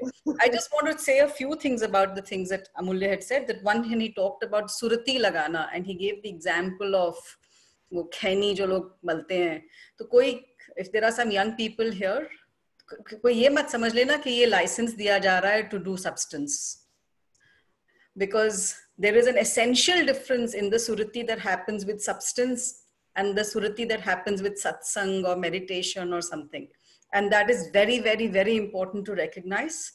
कल को कोई बोले कि नहीं जी हमने तो अमूल्य जी को सुना था सत्संग में कैफे स्पिरिचुअलिटी के विजडम टॉक में कि सुरती लगाना बोलते हैं इसको, ऐसा नहीं होता है. The essential difference is that जब सब्सटेंस के साथ वो ट्रांस स्टेट में अगर उस स्टेट में जाते भी हैं उसके बाद बर्न आउट होता है. पर मेडिटेशन और अंडरस्टैंडिंग और क्लैरिटी ऑफ अंडरस्टैंडिंग और सत्संग के थ्रू जब उस स्टेट में जाते हैं उसके बाद बर्न आउट नहीं होता, उसके बाद एनर्जाइज हो जाते हैं. That is the essential difference, and one must remember that because that is a very very important difference. The other thing I wanted to talk about is जब अमूल्य बात कर रहे थे पुल पार करने के बारे में, so ये जो हम लोगों की one of the things that we are trying to understand through the cafe spirituality sessions is कि spiritual life और material life जैसे दो अलग lives नहीं होती हैं, बस life होती है. तो कोई ये सोचे कि मैं इतनी देर ध्यान कर लेता हूँ, मैंने इतने सारे सत्संग किए तो मैं तो बड़ा एनलाइटन और बहुत एडवांस हो गया, और उसके बाद जाके ड्राइवर के साथ बदतमीजी करे, घर की मेड को इल ट्रीट करे, तो कोई फायदा नहीं हुआ उसका. लड्डू गोपाल को मक्खन खिलाओ और आसपास भूखे नंगे बच्चे अगर घूम रहे हैं उनको देख के मन में करुणा नहीं आई तो कुछ स्पिरिचुअल नहीं हुआ वहां पे. This is very important to remember because oftentimes we are fooling only ourselves by thinking that we are becoming better people. That वो जो आम का पेड़ का सबूत वाला जो एग्जाम्पल दिया है अमूल्य ने, ये बहुत अच्छे से मेरे अंदर आज गहरे उतर गया है कि अगर हम खुश हुए और हम अकेले ही खुश हुए और आसपास सब ना खुश हैं, नॉट बिकॉज वो ज्ञानी जो है ना, रमना महर्षि की बात कर ले या बुद्ध की बात कर ले, आखिरी मिनट तक they were only talking about that ज्ञान. क्यों? बिकॉज उनके अंदर इतनी करुणा थी for people around them, because they wanted people to get out of that misery and they knew how to get out of that misery, and therefore they were sharing till the very end. So that only comes from a deep deep deep compassion which can only come from spirituality. तो अगर material life spiritual life अलग समझ के हम ये सोचेंगे कि मैं यहाँ पे सत्संग कर लूं और वहां जाके कट थ्रोट कॉम्पिटिशन करके बाकियों का सत्यानाश कर दूं, तो वो कोएग्जिस्ट कर नहीं पाता है, और अगर कोएग्जिस्ट कर रहा है तो कहीं पे बहुत गड़बड़ चल रही है. हाँ अनु, मैं इसमें बहुत प्यारी बात इसलिए शेयर करना चाहूंगा क्योंकि जो आपने कही वो सब लोगों के लिए फिर भी थोड़ी एफिमेरल और सरियल हो सकती है. करुणा बुद्ध के जीवन का ये उदाहरण है कि बुद्ध का जो अंतिम दिवस था, ये तो बिल्कुल ठीक बात है कि वो अपनी मृत्यु शैया पे भी उपदेश देते रहे और बोलते रहे, और उनके शिष्य कह रहे थे कि आप अब आराम करें. और लेकिन हुआ क्या था, वो यात्राओं में रहते थे और वो जिसके घर जाके ठहरे, क्योंकि वो ऊंच नीच जात पात नहीं मानते थे, तो वो जो भी व्यक्ति था उसके पास संसाधन अधिक नहीं थे. उसने जो भी खाना पका सकता उस बुद्ध के लिए वो पकाया, और आनंद और जो उनके शिष्य साथ में, उनको कुछ भनक लग गई कि ये जो इसने पकाया है ये सुअर का मांस है और ये स्टेल है, ये ठीक नहीं है, इससे नुकसान होगा. और आनंद ने आके बुद्ध को रिपोर्ट किया कि ये मांस ना खाया जाए, ये भोजन ना किया जाए, ये गलत होगा हमारे लिए, वैसे भी हम लोग. बुद्ध ने उनको इशारे से चुप करा दिया कि ऐसी बात भी नहीं करनी. हम जिसके घर आए हैं उसका आतिथ्य, उसका प्रेम, उसको हमें ग्रहण करना है. वो जो भी देगा उसे प्रसाद के रूप में मैं ग्रहण करूंगा. मैं उसमें निर्णय नहीं करूंगा कि ये खाना ठीक है कि खराब है. किसी और ने उस खाने को नहीं खाया. बुद्ध ने प्रेम पूर्वक पूरी करुणा के साथ, कंपैशन के साथ ग्रहण किया, और कहते हैं कि उसी के परिणाम स्वरूप बुद्ध का वो अंतिम भोजन हुआ. ये कितनी गहरी करुणा है कि इसको ऐसा कहते हैं, शक्तिशील और सौंदर्य, तीन ही चीजों की अभ्यर्थना या पूजा होती है दुनिया में. शक्ति की होती है हम सब जानते हैं, सौंदर्य की होती है हम सब जानते हैं, पर शील क्या है कि मेरे कुछ भी कहने या करने से सामने वाले व्यक्ति पे या बाकी लोगों पे क्या प्रभाव पड़ेगा, वो है शील। इसीलिए हम बोलते हैं विनयशील, करुणाशील। तो शीलवान होना इतनी गहरी क्वालिटी है, इतना गहरा वर्च्यू है कि वो शक्ति और सौंदर्य जो कि लिमिटेड होते हैं उनसे बहुत बियॉन्ड चला जाता है। और वो चीज हम बुद्ध के और ऐसे सब कबीर और सब महापुरुषों के जीवन में पाए। Thank you. Thank you so much. Also आप बता रहे थे ना कि कवि का पार्ट कबीर का कम जाना जाता है, but for me my introduction happen because school में पढ़ाया जाता था, तो वो एज अ कवि ही पढ़ा, शुरुआत वहीं से हुई। स्पिरिचुअल पाथ भी है कबीर का, ये मुझे बहुत बहुत सालों बाद एज एन अडल्ट पता लगा, जब मेरे एडवर्टाइजिंग इंडस्ट्री के एक दोस्त कहीं गए थे किसी काम से किसी छोटे शहर में, तो वो बस अड्डे पे बस से उतर के साइड में खड़े थे, तो एक पेड़ के नीचे एक आदमी घड़ा लेके और केले लेके बैठा हुआ था, तो उन्होंने उसको पानी पिलाया और केले दिए खाने के लिए। He felt very relieved and told him, अगर आपने यहाँ रेस्ट करना है तो आप रेस्ट कर लो। ही सेड नहीं, ही आस्क्ड कितने पैसे? ही सेड नहीं, पैसे कुछ नहीं। सिर्फ पैसे कुछ नहीं मतलब बोला नहीं, वो कबीर पंथी था और यात्रियों की सेवा करना उसकी साधना थी। क्या बात। तो मैं सुन के एकदम से I was absolutely अस्टाउंडेड। You know, spirituality के बारे में हम लोग सब सोचते हैं कि ये एक पता नहीं कितने सालों तक गीता की क्लास अटेंड करनी पड़ेगी, कितने रेगुलरली अष्टांग योग की क्लास अटेंड करनी पड़ेगी, तब कुछ पाएंगे। मुझे आज बड़ी the rebel in me was actually feeling very thrilled by realizing, जब आप बात कर रहे थे कि about how uneducated he was, I said ऐसा नहीं है कि आजकल की तारीख में बिल गेट्स और जुकरबर्ग जो फॉर्मल एजुकेशन के थ्रू नहीं गए हैं वो सक्सेसेस हुए हैं। पहले भी सक्सेसेस सारे ऐसी सक्सेसेस अनपढ़ गवारों की होती थी जो पांडित्य करके बहुत बहुत बहुत पढ़ते रहते थे, उनके नाम हम नहीं सुनते हैं, ज्यादा इन्हों के नाम सुनते हैं। आप देखिए रमना महर्षि ने कौन से शास्त्रों की का अध्ययन किया था, रामकृष्ण परमहंस ने कौन से शास्त्रों का अध्ययन किया था, वो भी कबीर जैसे ही थे, है ना। और अन्नामलाई स्वामी जो रमना महर्षि के डिसाइपल थे वो भी अनपढ़ थे, but he has been an enlightened being। आजकल हम उनकी किताब पढ़ रहे थे, हम लोग परसों ही हम लोगों ने खत्म की है। The way he would explain concepts, it was astounding to see how beautifully he would explain concepts। So अपने अंदर की ऊर्जा हमारी किस तरफ जा रही है? कभी कविता की तरफ जा रही है, म्यूजिक की तरफ जा रही है, नृत्य की तरफ जा रही है, आसन की तरफ जा रही है, ज्ञान की तरफ जा रही है? हमें अपने को समझना है और उस हिसाब से अपने को ढालते ढालते ढालते कहीं ना कहीं पहुंच जाएंगे। भक्त ज्ञानी हो जाता है और ज्ञानी भक्त हो जाता है। It does not matter where they started from, पर यह है कि इंटेंट होनी चाहिए कहीं पे इसके लिए। तो I hope now people can ask questions. I will unmute. Actually, everybody has the option of unmuting themselves. Please kindly unmute yourself and please. तो जिसने कुछ कहना है कह ले, फिर हम क्लोज करेंगे उसके बाद। कुछ तो जरूर कहिए, और पूछना तो चलिए अलग है, लेकिन जरूर मैं जरूर सुनना चाहूंगा आपको कैसा लगा, क्या लगा। और अरे लगा तो बहुत सुंदर। आई थिंक सारे मैसेजेस देते ही जा रहे हैं अमूल्य। It was so beautiful. I think each one of us, सिर्फ आपको समय नहीं पता चला, हम लोगों को भी समय पता नहीं चला। It's not just excellent experience. Ji Madan ji, we couldn't get kindly दोबारा please speak again. I couldn't get your audio. It has been a great experience. Thank you, sir. And very enlightening. It has we will discuss when we meet again. And there are many things very much common between the two of us. I am so happy to have attended this program. Very grateful. Grateful. Thank you so much for bringing we will do something like this again in a few weeks' time with Amulya ji taking us through Rumi. हाँ, Rumi. हम रूमी के ऊपर भी ऐसा एक करेंगे कुछ समय में। और अगले हफ्ते हम लोग एक इसी टाइम पे अगले थर्सडे को भजन का कर रहे हैं। That so everybody who is here and interested here in singing a bhajan or listening to a bhajan, both are welcome। and मेरा नंबर भी मैं शेयर कर देती हूँ, तो आप चाहें तो मुझे भी मैसेज कर सकते हैं about wanting to be part of that, या आप कैफे स्पिरिचुअलिटी ग्रुप ज्वाइन कर सकते हैं, अमूल्य ऐड कर सकते हैं, जिसको चाहें। जो चाहे अमूल्य को बता दें, एक्चुअली मेरे नंबर की भी जरूरत नहीं है। जो अनु को नहीं जानते हो मुझे संपर्क कर लीजिएगा, जो मुझे नहीं जानते अनु को संपर्क कर लीजिएगा। No problem.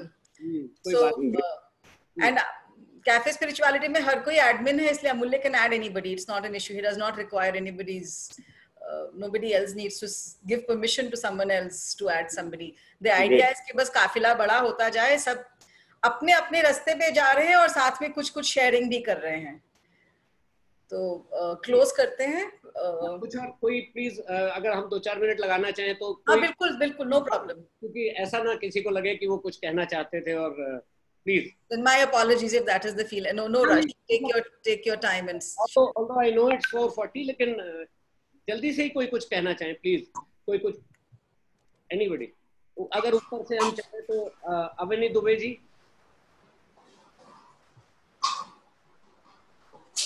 अनम्यूट कर लीजिएगा अपने आप को प्लीज। शारदा जी, जो मुझे दिख रहे हैं उनका नाम तो मैं ले सकता हूँ, गुरसेवक जी, अर्चना जी, अर्चना दीदी। लोगों ने आई थिंक चैट में काफी कुछ कहा है, आप पढ़ लें। मैं पढ़ूंगा। Mole ji, I like to say something.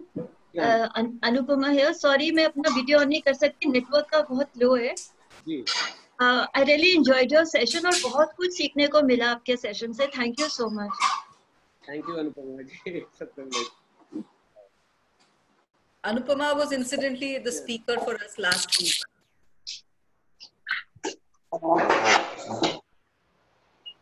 And if there is anybody who thinks that they have something that they want to share, we can always discuss, because the idea is that more people can sharing of our own understanding and our experiences that can support other people in their journeys.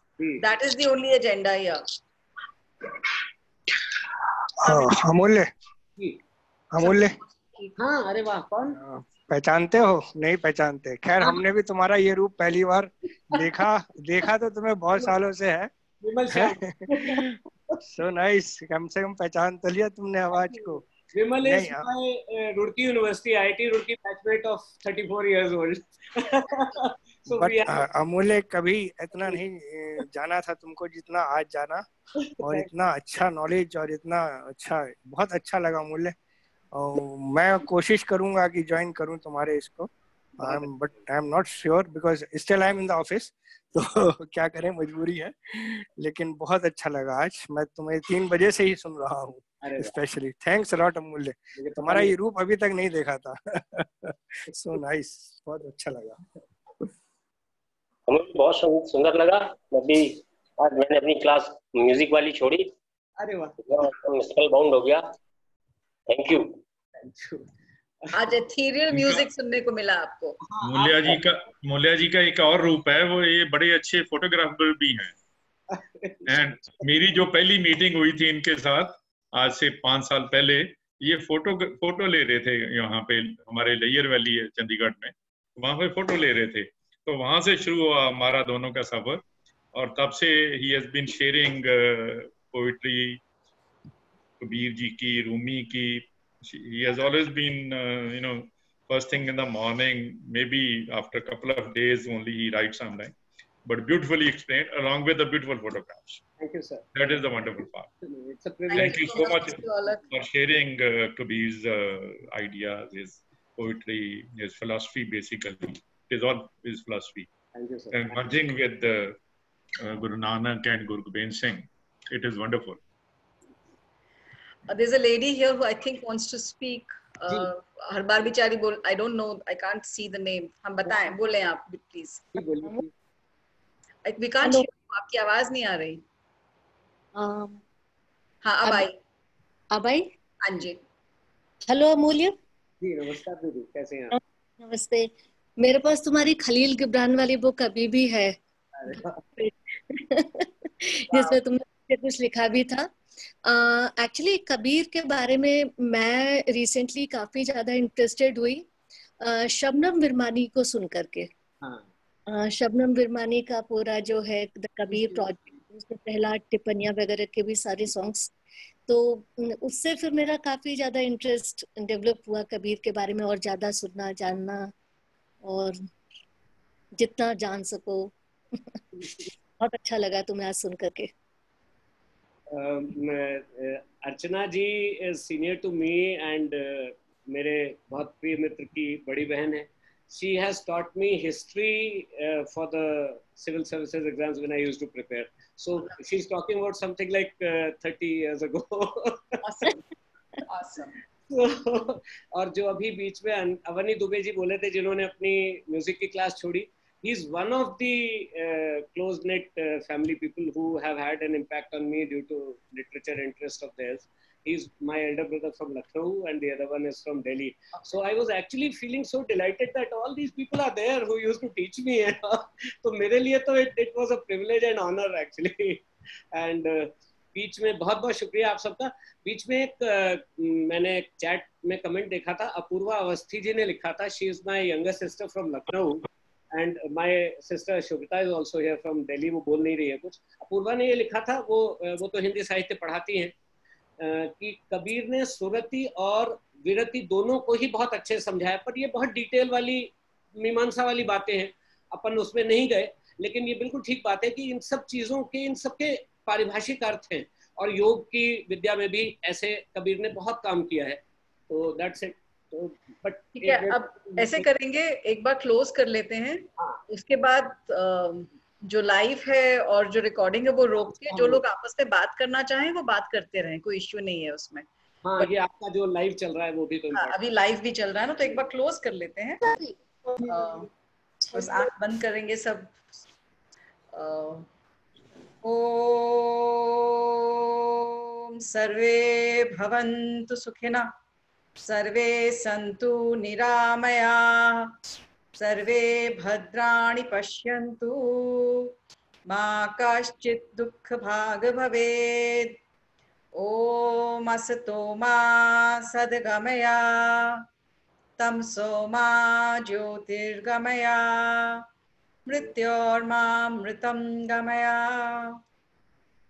ओम पूर्णमदः पूर्णमिदं पूर्णात् पूर्णमुदच्यते, पूर्णस्य पूर्णमादाय पूर्णमेवावशिष्यते. ओम शांति शांति शांति.